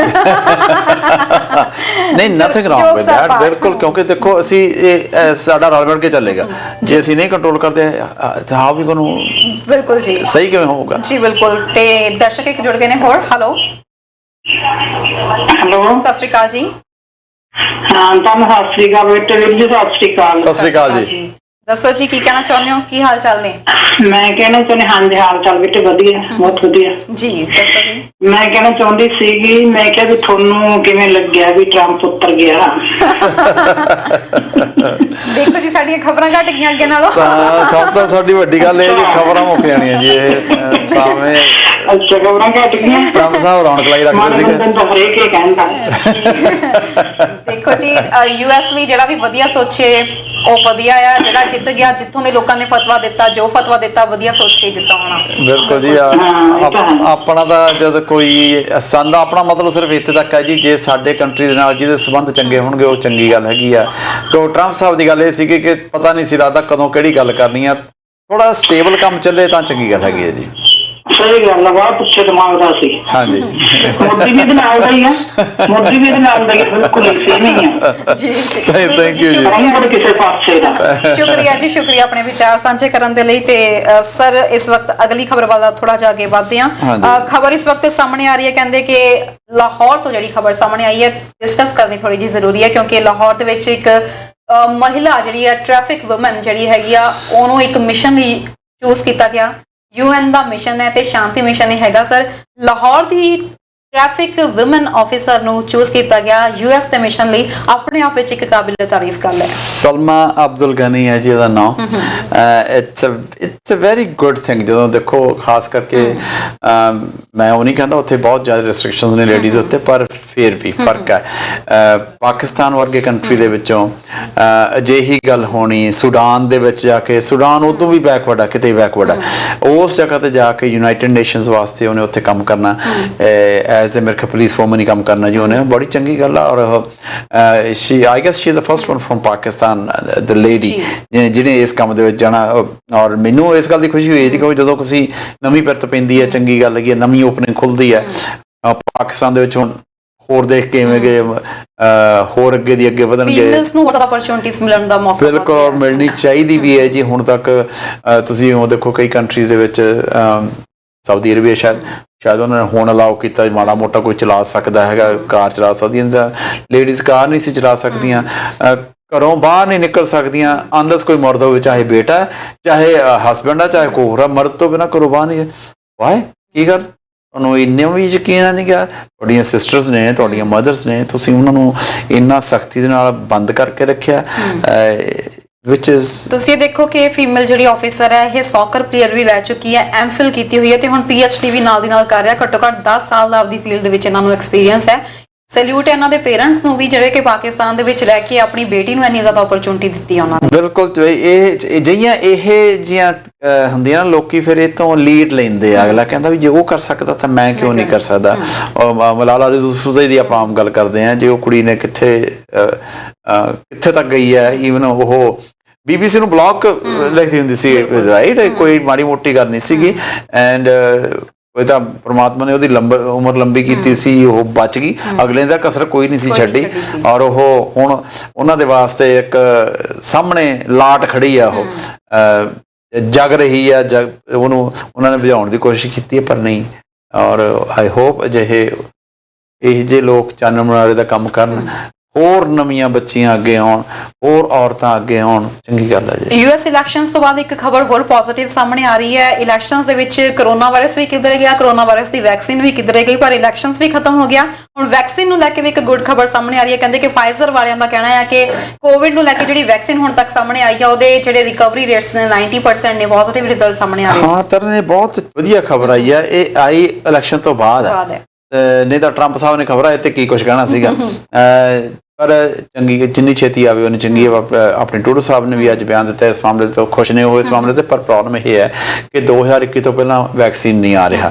ਜਿਹੜੀ 90% ਰਿਕਵਰੀ ਰੇਟ ਹੈਗਾ, ਦਿਸ ਇਜ਼ ਅ ਵੈਰੀ ਬਹੁਤ ਵੱਡਾ ਨੰਬਰ ਹੈ ਇਹ, ਕਿਉਂਕਿ ਜਿਹੜੇ ਡਾਕਟਰ ਫੌਚੀ ਆ ਉਹਨੇ ਵੀ ਗੱਲ ਕੀ, ਕਹਿੰਦਾ ਮੈਨੂੰ ਇਸ ਗੱਲ ਦੀ ਹੈਰਾਨੀ ਬੜੀ ਵੀ 90% ਦੀ ਇਫੈਕਟਿਵ ਹੈਗਾ। It's a very good thing. ਸਾਨੂੰ ਚਾਹੀਦਾ, ਛੇਤੀ ਚਾਹੀਦਾ। ਹਰ ਕੋਈ ਬੰਦਾ ਬਾਹਰ ਨਿਕਲਣਾ ਚਾਹੁੰਦਾ। ਜਿਹੜੇ ਜਕੜੇ ਬੈਠੇ ਆ ਉਹ ਕਹਿੰਦੇ ਕਿਸੇ ਨਾ ਕਿਸੇ ਹਿਸਾਬ 'ਚ ਇਸੇ ਕਰਕੇ ਕੇਸਿਸ ਫਿਰ ਵਧਣ ਲੱਗ ਜਾਂਦੇ ਆ। It's a very positive step. ਔਰ ਤੁਸੀਂ ਇਮੈਜਿਨ ਕਰੋ, ਖਬਰ ਅੱਜ ਸਵੇਰੇ ਆਈ ਹੈ ਵੀ ਵੈਕਸੀਨ 90% ਇਫੈਕਟਿਵ ਹੈਗਾ। ਸਟਾਕ ਮਾਰਕੀਟ ਜਦੇ ਤਾਂ ਉੱਪਰ ਨੂੰ ਜਾਣ ਲੱਗ ਪਈ ਇਸ ਕੇ ਵੀ ਹਾਂ ਇੰਨਾ ਫਰਕ ਪੈਣਾ, ਇੰਨਾ ਇੱਕ ਖਬਰ ਸਟਾਕ ਨੂੰ ਫਰਕ ਪਾਉਂਦੀ ਹੈਗੀ ਹੈ ਜੀ। ਆਇਲ ਜਿੰਨਾ ਅੱਜ ਉੱਪਰ ਗਿਆ ਉਹਨਾਂ ਪਿੱਛੇ ਬਹੁਤ ਦੇਰ ਤੱਕ ਗਿਆ ਹੀ ਨਹੀਂ ਹੈਗਾ। So it's a positive sign ਹੈ ਮਾਰਕੀਟ ਦਾ। ਚੰਗੀ ਗੱਲ ਹੈ ਜੀ ਜਿੰਨੀ ਛੇਤੀ ਦਵਾਈ ਆਵੇ। ਬਿਲਕੁਲ ਜੀ। ਤੇ ਇੱਕ ਆਪਾਂ ਸਰੀ ਦੀ ਵੀ ਖਬਰ ਜ਼ਰੂਰ ਕਵਰ ਕਰ ਲਈਏ, ਜਿੱਥੇ ਇੱਕ ਪੰਜਾਬੀ ਨੂੰ ਜਿਹੜਾ ਹੈ 3 ਸਾਲ ਜੇਲ੍ਹ ਤੇ ਨਾਲ $5 ਲੱਖ ਦਾ ਜੁਰਮਾਨਾ ਸਾਹਮਣੇ ਉਹਨਾਂ ਨੂੰ ਹੋਇਆ ਵਾ। ਸਰ ਕੀ ਕਾਰਨ ਸੀਗਾ, ਕਿਸ ਮਾਮਲੇ ਦੇ ਵਿੱਚ ਉਹਨਾਂ ਨੂੰ 3 ਸਾਲ ਦੀ ਜਿਹੜੀ ਜੁਰਮਾਨਾ ਭੁਗਤਣਾ ਪਿਆ, ਸਜ਼ਾ ਭੁਗਤਣੀ? ਚੱਲ ਕੰਮ ਬੜਾ ਸੌਖਾ। ਮੈਂ ਤੁਹਾਨੂੰ ਕਹਿੰਦਾ ਲਿਆਓ ਜੀ ਪੈਸੇ ਫੜਾਓ, ਤੁਹਾਨੂੰ ਬਹੁਤ ਵਧਾ ਕੇ ਦਊਂਗਾ ਤੇ ਬੜੀ ਵਧੀਆ ਇਨਵੈਸਟਮੈਂਟ ਕਰਾਂਗੇ ਤੇ ਅਸੀਂ ਤੁਹਾਨੂੰ ਇਹਦੀ ਰਿਟਰਨ ਰੇਟ ਬਹੁਤ ਜਾ ਗਿਆ, ਤੁਸੀਂ ਮੇਰੇ ਤੇ ਯਕੀਨ ਕਰ ਲਿਆ। ਤੇ ਮੈਂ ਉਹ ਪੈਸੇ ਮੌਜ ਮਿਲਾ ਕਰ ਰਿਹਾ, ਖੂਬ ਮੌਜ ਕੀਤੀ ਹੈ, ਉਡਾਏ ਨੇ ਉਹ। ਤੇ ਅਖੀਰ ਮੈਂ ਫੜਿਆ ਗਿਆ ਜੀ। ਉਹਦੇ 'ਚ ਉਹਨਾਂ ਨੂੰ 5 ਲੱਖ ਦਾ ਜੁਰਮਾਨਾ ਹੋਇਆ। ਤੇ ਕਿਉਂਕਿ ਫੜੇ ਉਹ ਪਹਿਲਾਂ ਹੀ ਗਏ ਸੀਗੇ। ਜਿਹੜੀ 3 ਸਾਲ ਦੀ ਕੈਦ ਹੋਈ ਹੈ, 3 ਸਾਲ ਦੀ ਕੈਦ ਵਿੱਚੋਂ ਉਹਨਾਂ ਨੇ 21 ਮਹੀਨੇ ਰਹਿੰਦੇ ਆ, ਕਿਉਂਕਿ ਪਹਿਲਾਂ ਅੰਦਰ ਹੈਗੇ ਨੇ। ਉਹਨੇ ਬਾਕੀ ਦੇ 21 ਮਹੀਨੇ ਹੁਣ ਪੂਰੇ ਕਰਨੇ ਜੀ। ਇਹ ਮਾਂਗਟ ਸਾਹਿਬ ਨੇ ਜੀ, ਰਵਿੰਦਰਪਾਲ ਸਿੰਘ ਮਾਂਗਟ, ਇਹਨਾਂ ਨੂੰ ਇਸ ਸਿਕਿਉਰਿਟੀ ਕਮਿਸ਼ਨ ਨੇ ਉਹਦੇ ਤੋਂ ਇਹਨੂੰ ਜੁਰਮਾਨਾ ਹੈ ਜੀ। ਔਰ ਪਤਾ ਨਹੀਂ ਜਿਹੜਾ ਫਾਸਟ ਟਰੈਕ ਤੁਸੀਂ ਛੇਤੀ ਓਵਰਨਾਈਟ ਅਮੀਰ ਹੋਣਾ ਚਾਹੁੰਦੇ ਹੋ, ਪਤਾ ਨਹੀਂ ਲੋਕੀ ਕਿਉਂ ਕਰਦੇ। ਔਰ ਕਿਸੇ ਦੀ ਹੱਕ ਦੀ ਕਮਾਈ ਮਿਹਨਤ ਨੂੰ ਤੁਸੀਂ ਉਹਨੂੰ ਆਪਦੀ ਐਸ਼ੋ ਇਸ਼ਰਤ ਵਾਸਤੇ ਖਤਮ ਕਰ ਦਿੰਦੇ ਹੋ, ਵਿਚ ਇਜ਼ ਅ ਵੈਰੀ ਰੌਂਗ। ਪਰ ਇੱਕ ਗੱਲ ਮੈਂ ਜ਼ਰੂਰ ਕਹਾਂਗਾ, ਜਿਹੜੇ ਲੋਕ ਇਨਵੈਸਟਮੈਂਟ ਕਰਦੇ ਆ ਉਹਨਾਂ ਨੂੰ ਵੀ ਜ਼ਰੂਰ ਸੋਚਣਾ ਚਾਹੀਦਾ। ਜਿਹੜੀ ਗੱਲ ਇੱਕ ਸਿੰਪਲ ਜਿਹਾ ਫਾਰਮੂਲਾ ਤਰ੍ਹਾਂ ਵਿਚ is too good to be true, please don't believe. Maybe that's very good, ਪਰ ਚਾਂਸਸ ਹੈ ਬਹੁਤ ਥੋੜੀਆਂ ਹੋਣਗੀਆਂ too good to be true ਹੋਣਗੀਆਂ, ਪਰ mostly too good to be true false ਹੋਣਗੀਆਂ। ਸੋ ਬੀ ਕੇਅਰਫੁਲ ਜਦੋਂ ਤੁਸੀਂ ਪੈਸੇ ਇਨਵੈਸਟਮੈਂਟ ਕਰਦੇ ਹੋ। ਓਵਰਨਾਈਟ ਤੁਸੀਂ ਵੀ ਨਾ ਕਹੋ ਕਿ ਜੇ ਮੈਂ ਕੋਈ ਕਹਿੰਦਾ ਦੁੱਗਣੇ ਕਰਕੇ ਦੇਵਾਂਗਾ। ਮੈਂ ਸੌਰੀ, ਇੱਥੇ ਕੇਸ ਹੋ ਹਟਿਆ 80ਵੀਆਂ ਦੇ ਵਿੱਚ ਹੋਇਆ ਸੀਗਾ। ਆਪਣੇ ਹੋਏ ਕਿਸੇ ਨੇ ਉਹ ਕਹਿੰਦੇ ਸੀ ਅਸੀਂ ਤੁਹਾਨੂੰ ਡਬਲ ਕਰਕੇ ਦੇਵਾਂਗੇ, ਛੇਤੀ ਕਰਾਂਗੇ। ਉਹਨੇ ਦਿੱਤੇ ਵੀ, ਦੇਈ ਗਏ। ਹੁਣ ਤੁਸੀਂ ਮੈਨੂੰ 50,000 ਦੇਤਾ, ਮੈਂ ਤੁਹਾਨੂੰ ਲੱਖ ਦੇਤਾ, ਤੁਸੀਂ ਫਿਰ ਪਤਾ ਕੀ ਕੀਤਾ, ਮੈਂ ਲੱਖ ਹੀ ਕਰਨਾ, ਰੱਖਣਾ ਮੈਂ 2 ਲੱਖ ਦੇ ਦੀ। ਉਹ ਪੈਸਾ ਮੁੜਿਆ ਹੀ ਨਹੀਂ। ਅਖੀਰ ਇੱਥੇ ਹੋਇਆ ਸੀਗਾ ਜੀ। ਮੈਂ ਨਾਂ ਨਹੀਂ ਲੈਣਾ ਚਾਹੁੰਦਾ, ਜਿਹੜੇ ਪੁਰਾਣੇ ਉਹ ਜਾਣਦੇ ਆ ਕੀ ਹੋਇਆ ਸੀਗਾ। ਹਾਂ ਬਿਲਕੁਲ ਜੀ। ਤੇ ਹੁਣ ਸਮਾਂ ਵੀ ਇਜਾਜ਼ਤ ਦਾ ਹੋ ਚੁੱਕਿਆ ਤੇ ਜਿਹੜਾ ਆਪਾਂ ਦਰਸ਼ਕਾਂ ਨੂੰ ਸਵਾਲ ਪੁੱਛਦੇ ਉਹਨੇ ਜ਼ਰੂਰ ਪੁੱਛਾਂਗੇ, ਪਰ ਇਸ ਤੋਂ ਪਹਿਲਾਂ ਇੱਕ ਦਰਸ਼ਕਾਂ ਨੂੰ ਅਪਡੇਸ਼ਨ ਜ਼ਰੂਰ ਦੇ ਦਈਏ। ਜਿਹੜੇ ਵੀ ਇਸ ਵਕਤ ਖਾਸ ਤੌਰ ਤੇ ਇੰਡੀਅਨ ਓਰੀਜਨ ਨਾਲ ਰੈਲੇਵੈਂਟ ਨੇ ਜੀ, ਲਾਈਫ ਸਰਟੀਫਿਕੇਟ ਤੁਸੀਂ ਬਣਾਉਣੇ ਨੇ ਤਾਂ ਇੰਡੀਅਨ ਕੌਂਸੂਲੇਟ ਟੋਰਾਂਟੋ ਦੇ ਬੰਨਿਓ ਜਿਹੜੇ ਤੁਹਾਨੂੰ ਦੱਸ ਦਈਏ ਵੈਨਿਊਜ਼ ਤੁਹਾਨੂੰ ਦੱਸੇ ਗਏ ਸੀਗੇ, ਉਹਦੇ ਵਿੱਚ ਥੋੜਾ ਜਿਹਾ ਬਦਲ ਜ਼ਰੂਰ ਦੇਖਣ ਨੂੰ ਮਿਲਿਆ। 5 ਥਾਵਾਂ ਦੇ ਉੱਤੇ ਜਿਹੜਾ ਬਦਲ ਦੇਖਣ ਨੂੰ ਮਿਲਿਆ, ਨੋਟ ਕਰ ਲਵੋ ਨਾਲ ਦੀ ਨਾਲ, ਆਪਣੇ ਦਰਸ਼ਕਾਂ ਨੂੰ ਕਹਿ ਦਈਏ। ਤੇ ਮੈਂ ਆਪਣੀ ਸਰਵਰ ਟੀਮ ਨੂੰ ਵੀ ਕੋਸ਼ਿਸ਼ ਕਰਾਂਗੀ ਜੇ ਤੁਹਾਨੂੰ ਨਾਲ ਡਿਸਪਲੇ ਕਰ ਸਕਣ ਉਹ ਵੈਨਿਊਜ਼ ਦੀ ਜਗ੍ਹਾ, ਦਿਨ ਅਤੇ ਟਾਈਮ ਕੀ ਹੈ ਉਹ ਤੁਹਾਨੂੰ ਨਾਲ ਦੀ ਨਾਲ ਅਸੀਂ ਡਿਸਪਲੇ ਕਰ ਦਿੰਦੇ ਹਾਂ। ਜਿਨ੍ਹਾਂ ਨੇ ਵੀ ਲਾਈਫ ਸਰਟੀਫਿਕੇਟ ਬਣਾਉਣੇ ਨੇ, ਸੋ ਤੁਸੀਂ ਡੇਟ ਨੋਟ ਕਰ ਲਵੋ। ਵੀਕਡੇਜ਼ ਦੇ ਉੱਤੇ ਯਾਨੀ ਕਿ 10, 11, 12, 13 ਨਵੰਬਰ ਨੂੰ ਤੁਸੀਂ 10 ਵਜੇ ਸਵੇਰੇ ਤੋਂ ਲੈ ਕੇ ਸ਼ਾਮ ਦੇ 4 ਵਜੇ ਤੱਕ ਬਰੈਂਪਟਨ ਵਿੱਚ BLS ਦੇ ਸੈਂਟਰਸ ਦੇ ਵਿੱਚ ਜਾ ਕੇ ਤੁਸੀਂ ਬਣਵਾ ਸਕਦੇ ਹੋ, 20 ਗਿਲਿੰਗਮ ਡਰਾਈਵ ਦੇ ਵਿੱਚ। ਉਸ ਤੋਂ ਬਾਅਦ ਸੰਡੇ ਨੂੰ ਯਾਨੀ ਕਿ 15 ਨਵੰਬਰ ਨੂੰ ਸਵੇਰੇ 9:30 ਤੋਂ ਸ਼ਾਮ ਦੇ 5 ਵਜੇ ਤੱਕ ਤੁਸੀਂ ਬਰਲਿੰਗਟਨ ਯਾਨੀ ਕਿ ਗੁਰੂ ਰਵਿਦਾਸ ਸਭਾ ਦੇ ਵਿੱਚ ਜਾ ਕੇ ਉੱਥੇ ਤੁਸੀਂ ਬਣਵਾ ਸਕਦੇ ਹੋ। ਸ਼ਨੀਵਾਰ ਨੂੰ 21 ਨਵੰਬਰ ਨੂੰ ਸਵੇਰੇ 9:30 ਤੋਂ ਸ਼ਾਮ ਦੇ 5 ਵਜੇ ਤੱਕ ਕਿਚਨਰ ਦੇ ਗੁਰਦੁਆਰਾ ਸਾਹਿਬ ਵਿੱਚ ਜਾ ਕੇ ਬਣਵਾ ਸਕਦੇ ਹੋ। ਤੇ ਸ਼ਨੀਵਾਰ ਨੂੰ 21 ਨਵੰਬਰ ਨੂੰ ਤੁਸੀਂ ਕੈਂਬਰਿਜ ਵਿੱਚ ਗੁਰਦੁਆਰਾ ਸਿੰਘ ਸਭਾ ਕੈਂਬਰਿਜ ਵਿੱਚ ਜਾ ਕੇ ਬਣਵਾ ਸਕਦੇ ਹੋ। ਤੇ ਸੰਡੇ ਨੂੰ ਯਾਨੀ ਕਿ 22 ਨਵੰਬਰ ਨੂੰ ਤੁਸੀਂ ਸਕਾਰਬਰੋ ਵਿੱਚ ਲక్ష్ਮੀ ਨਾਰਾਇਣ ਮੰਦਿਰ ਵਿਖੇ ਜਾ ਕੇ ਬਣਵਾ ਸਕਦੇ ਹੋ। ਸੋ ਇਹ ਜਿਹੜੇ ਇਸ ਵਕਤ ਓਨਟਾਰੀਓ ਦੇ ਵਿੱਚ ਰਹਿ ਰਹੇ ਨੇ, ਖਾਸ ਤੌਰ ਤੇ ਬਰੈਂਪਟਨ ਜਾਂ ਇਹਦੇ ਨੇੜੇ ਤੇੜੇ, ਬਰੈਂਪਟਨ, ਬਰਲਿੰਗਟਨ, ਕਿਸ਼ਨਰ, ਕੈਂਬਰਿਜ ਤੇ ਸਕਾਰਬਰੋ ਦੀਆਂ ਤੁਹਾਨੂੰ 5 ਲੋਕੇਸ਼ਨਸ ਦੱਸ ਰਹੇ ਹਾਂ। ਨਾਲ ਦੀ ਨਾਲ ਦਿਨ ਅਤੇ ਸਮਾਂ ਤੁਸੀਂ ਇੱਥੇ ਜਾ ਕੇ ਜਿਹੜਾ ਹੈ ਤੁਸੀਂ ਆਪਣੇ ਲਾਈਫ ਸਰਟੀਫਿਕੇਟ ਬਣਾ ਸਕਦੇ ਹੋ, ਤੇ ਨਾਲ ਦੀ ਨਾਲ ਫੋਨ ਨੰਬਰ ਵੀ ਕਿਤੇ ਦੇ ਅਸੀਂ ਤੁਹਾਨੂੰ ਪ੍ਰੋਵਾਈਡ ਕਰਵਾਏ ਹੋਏ ਨੇ, ਜਿਨ੍ਹਾਂ ਨਾਲ ਜਾ ਕੇ ਤੁਸੀਂ ਸੰਪਰਕ ਸਾਧ ਸਕਦੇ ਹੋ। ਵਧੇਰੇ ਜਾਣਕਾਰੀ ਲੈਣੀ ਹੈ ਤਾਂ ਇੰਡੀਅਨ ਕੌਂਸੂਲੇਟ ਜਿਹੜਾ ਟੋਰਾਂਟੋ ਦਾ ਆਫਿਸ ਹੈ, ਉਹਨਾਂ ਦੀ ਵੈਬਸਾਈਟ ਤੁਸੀਂ ਜਾ ਸਕਦੇ ਹੋ। ਵੈਬਸਾਈਟ ਦੇ ਉੱਤੇ ਪੂਰੀ ਡਿਟੇਲ ਵਿੱਚ ਜਾਣਕਾਰੀ ਦਿੱਤੀ ਹੋਈ ਹੈ, ਤੁਸੀਂ ਉੱਥੇ ਜਾ ਕੇ ਸੰਪਰਕ ਕਰ ਸਕਦੇ ਹੋ, ਤੇ ਨਾਲ ਦੀ ਨਾਲ ਤੁਹਾਨੂੰ ਇਹ ਵੀ ਦਿਖਾ ਦਿੱਤਾ ਗਿਆ ਹੈ। ਤੁਹਾਨੂੰ ਪਹਿਲਾਂ ਕੰਟੈਕਟ ਕਰਨ ਵਾਸਤੇ ਤੁਹਾਨੂੰ ਈਮੇਲ ਕਰਨੀ ਪਏਗੀ ਜੀ, ਤੁਹਾਡੀ ਤਾਂ ਬਣੇਗੀ, ਉਹ ਤੁਹਾਨੂੰ ਟਾਈਮ ਦਿੱਤਾ ਜਾਵੇਗਾ ਕਿੰਨੇ ਵਜੇ ਤੁਹਾਡੀ ਅਪਾਇੰਟਮੈਂਟ ਹੈਗਾ, ਤੁਸੀਂ ਉਸ ਵੇਲੇ ਹੀ ਜਾ ਸਕਦੇ ਹੋ, ਉਸ ਤੋਂ ਪਹਿਲਾਂ ਬਾਅਦ ਚ ਨਹੀਂ ਜਾ ਸਕਦੇ ਜੀ। ਜੀ ਬਿਲਕੁਲ। ਇਸ ਦਰਸ਼ਕਾਂ ਲਈ ਸਵਾਲ, ਇਹ ਜੀ ਐਕਟਰ ਨੇ 1950 ਚ ਇਹਨਾਂ ਦਾ ਜਨਮ ਹੋਇਆ ਸੀਗਾ ਜੀ, ਤੇ ਮੋਸਟਲੀ ਹਿੰਦੀ ਫਿਲਮਾਂ 'ਚ, ਪਰ ਇਹਨਾਂ ਨੇ ਭੋਜਪੁਰੀ ਫਿਲਮਾਂ ਦੇ ਵਿੱਚ ਵੀ ਕੰਮ ਕੀਤਾ। ਇਹਨਾਂ ਦੇ ਫਾਦਰ ਸਾਹਿਬ ਵੀ ਫਿਲਮਾਂ ਦੇ ਵਿੱਚ ਕੰਮ ਕਰਦੇ ਸੀਗੇ ਜੀ। ਇਹਨਾਂ ਦਾ ਇਹ ਜੂਸ਼ ਫੈਮਿਲੀ ਨਾਲ ਸੰਬੰਧਿਤ ਹੈ ਧਰਮ। ਇਹਦਾ ਜ਼ੀਨਤ ਅਮਾਨ ਦੇ ਨਾਲ ਵੀ ਸੰਬੰਧ ਹੈਗਾ ਜੀ। ਮੁਗਲੇ ਆਜ਼ਮ ਤੇ ਪਾਕੀਜ਼ਾ ਦੇ ਨਾਲ ਇਨਡਾਇਰੈਕਟਲੀ ਸੰਬੰਧ ਆ। ਇਹਨਾਂ ਨੇ ਉਹ 'ਚ ਐਕਟਿੰਗ ਨਹੀਂ ਕੀਤੀ, ਹੁਣ ਉਹ ਸਾਰੀ ਉਹ ਨਾ ਦੇਖਣ ਲੱਗ ਜਾਓ। 1960 ਵਿੱਚ ਸ਼ੁਰੂ ਕੀਤਾ ਸੀਗਾ ਜੀ, ਪਹਿਲਾਂ ਆਮ ਫਿਲਮਾਂ ਦੇ ਵਿੱਚ ਐਜ਼ ਏ ਬ੍ਰਦਰ, ਤਾਂ ਐਸੇ ਫਿਰ ਕੀ ਐਸੀ ਫਿਲਮਾਂ 'ਚ ਆਏ ਵੀ ਇਹ ਵਿਲਨ ਦੇ ਤੌਰ ਤੇ ਵੀ ਇਹਨਾਂ ਨੇ ਕੰਮ ਕੀਤਾ ਜੀ। ਇਹਨਾਂ ਨੇ 1969-71 ਦੇ ਵਿੱਚ ਫਿਲਮ ਐਂਡ ਟੈਲੀਵਿਜ਼ਨ ਇੰਸਟੀਚਿਊਟ ਦੇ ਉੱਤੋਂ ਡਿਗਰੀ ਕੀਤੀ, ਡਿਪਲੋਮਾ ਕੀਤਾ ਸੀਗਾ ਜੀ। ਆਇਆ ਕੁਛ ਇਹਨਾਂ ਨੇ ਰਾਜਪੁਰ ਦੀਆਂ ਕਈ ਫਿਲਮਾਂ ਦੇ ਵਿੱਚ ਕੰਮ ਕੀਤਾ ਹੈਗਾ ਜੀ, ਤੇ ਅਜੇ ਦੇਵਗਨ ਦੀ ਨਾਲ ਇੱਕ ਫਿਲਮ 'ਚ ਆਏ ਸੀਗਾ ਜੀ, ਅਜੇ ਦੇਵਗਨ ਟੈਰਰਿਸਟ ਸੀਗਾ। ਇਹਨਾਂ ਨੇ ਇੱਕ ਫਿਲਮ ਸੀਗੀ ਅਮਿਤਾਭ ਬੱਚਨ ਤੇ ਰਾਜੇਸ਼ ਖੰਨਾ, ਉਹਦੇ ਵਿੱਚ ਵੀ ਆਏ ਸੀਗੇ ਜੀ, ਤੇ ਪੰਜਾਬੀ ਸਿਨੇਮੇ ਵਿੱਚ ਵੀ ਇਹਨਾਂ ਨੇ ਕੰਮ ਕੀਤੀ ਹੈ ਜੀ। ਇਹਨਾਂ ਨੂੰ 2011 ਦੇ ਵਿੱਚ ਪੰਜਾਬੀ ਫਿਲਮ ਅਵਾਰਡ ਵੀ ਮਿਲਿਆ ਸੀਗਾ ਜੀ। 7 ਵਾਰੀ ਫਿਲਮ ਫੇਅਰ ਅਵਾਰਡ ਦੇ ਐਜ਼ ਏ ਵਿਲਨ ਦੇ ਤੌਰ ਤੇ ਇਹਨਾਂ ਨੂੰ ਅਵਾਰਡ ਨੋਮੀਨੇਟ ਕੀਤਾ ਗਿਆ ਜੀ। ਇੱਕ ਵਾਰੀ ਇਹ ਬਣੇ, ਇਹਨਾਂ ਨੂੰ ਉਹ ਪ੍ਰਾਈਜ਼ ਮਿਲਿਆ ਸੀਗਾ ਜੀ। ਤੇਲਗੂ ਫਿਲਮਾਂ ਦੇ ਵਿੱਚ ਵੀ ਇਹਨਾਂ ਨੇ ਕੰਮ ਕੀਤਾ ਹੈਗਾ ਜੀ। ਕਮਾਲ ਹੈ, ਦਰਸ਼ਕਾਂ ਨੂੰ ਆਨਸਰ ਨਹੀਂ ਮਿਲ ਪਾ ਰਿਹਾ ਜੀ ਤੁਹਾਨੂੰ ਇਹ। ਮੈਂ ਤਾਂ ਜੀ ਤੁਹਾਨੂੰ ਅਮਿਤਾਭ ਬੱਚਨ ਤੇ ਰਾਜੇਸ਼ ਖੰਨਾ ਦੀ ਫਿਲਮ ਬਾਰੇ ਵੀ ਦੱਸ ਦਿੱਤਾ ਹੈਗਾ ਜੀ, ਉਹਦੇ ਵਿੱਚ ਵੀ ਅਸੀਂ ਇਹਨੇ ਗਾਣਾ ਗਾਇਆ ਸੀ ਉਹ ਚੱਕ। ਆ ਜਾਓ ਬਈ। ਨਹੀਂ, ਅਜੇ ਤੱਕ ਕੋਈ ਵੀ ਰਿਪਲਾਈ ਨਹੀਂ ਆਇਆ, ਮੈਨੂੰ ਲੱਗਦਾ ਪਹਿਲੀ ਵਾਰ ਇਹ ਹੁਣ ਤੱਕ ਦਾ ਰਿਕਾਰਡ ਹੈ ਕਿ ਆਪਾਂ। ਹਾਂ, ਜ਼ੀਨਤ ਅਮਾਨ ਦੇ ਇਹ ਕਜ਼ਨ ਹੈ ਜੀ, ਫਸਟ ਕਜ਼ਨ ਆ ਇਹ, ਅਮਾਨੁੱਲਾ ਖਾਨ, ਜਿਨ੍ਹਾਂ ਕਿ ਮੁਗਲੇ ਆਜ਼ਮ ਤੇ ਪਾਕੀਜ਼ਾ ਲਿਖੀਆਂ ਸੀਗੀਆਂ, ਉਹਦੇ ਇਹ ਭਤੀਜੇ ਨੇ। ਤੇ ਇਹਨਾਂ ਦੇ ਫਾਦਰ ਦੀਆਂ ਬੜੀਆਂ ਬਿੱਲੀਆਂ ਅੱਖਾਂ ਸੀਗੀਆਂ ਜੀ। ਇਹਦੇ ਫਾਦਰ ਨੇ ਕਈ ਫਿਲਮਾਂ ਦੇ ਵਿੱਚ ਜੱਜ ਦਾ ਰੋਲ ਕੀਤਾ, ਪੁਲਿਸ ਅਫਸਰ ਦਾ ਰੋਲ ਕੀਤਾ, ਬਾਪ ਦਾ ਰੋਲ ਕੀਤਾ। ਬੜੀ ਘੱਗੀ ਆਵਾਜ਼ ਸੀਗੀ ਇਹਦੀ ਆਪਦੀ ਵੀ ਜੀ, ਬੜੀ ਘੱਗੀ ਆਵਾਜ਼, ਡਿਫਰੈਂਟ ਟਾਈਪ ਆਫ ਇਹਦੀ ਹੈਗੀ ਹੈ ਜੀ। ਰਾਜਪੁਰ ਦੀ ਪ੍ਰੇਮ ਰੋਗ 'ਚ ਕੰਮ ਕੀਤਾ ਜੀ, ਹੈਨਾ 'ਚ ਕੰਮ ਕੀਤਾ। ਅਮਰਜੀਤ ਕੌਰ ਜੀ ਕਹਿ ਰਹੇ ਨੇ ਅਰੁਣ ਬਖਸ਼ੀ।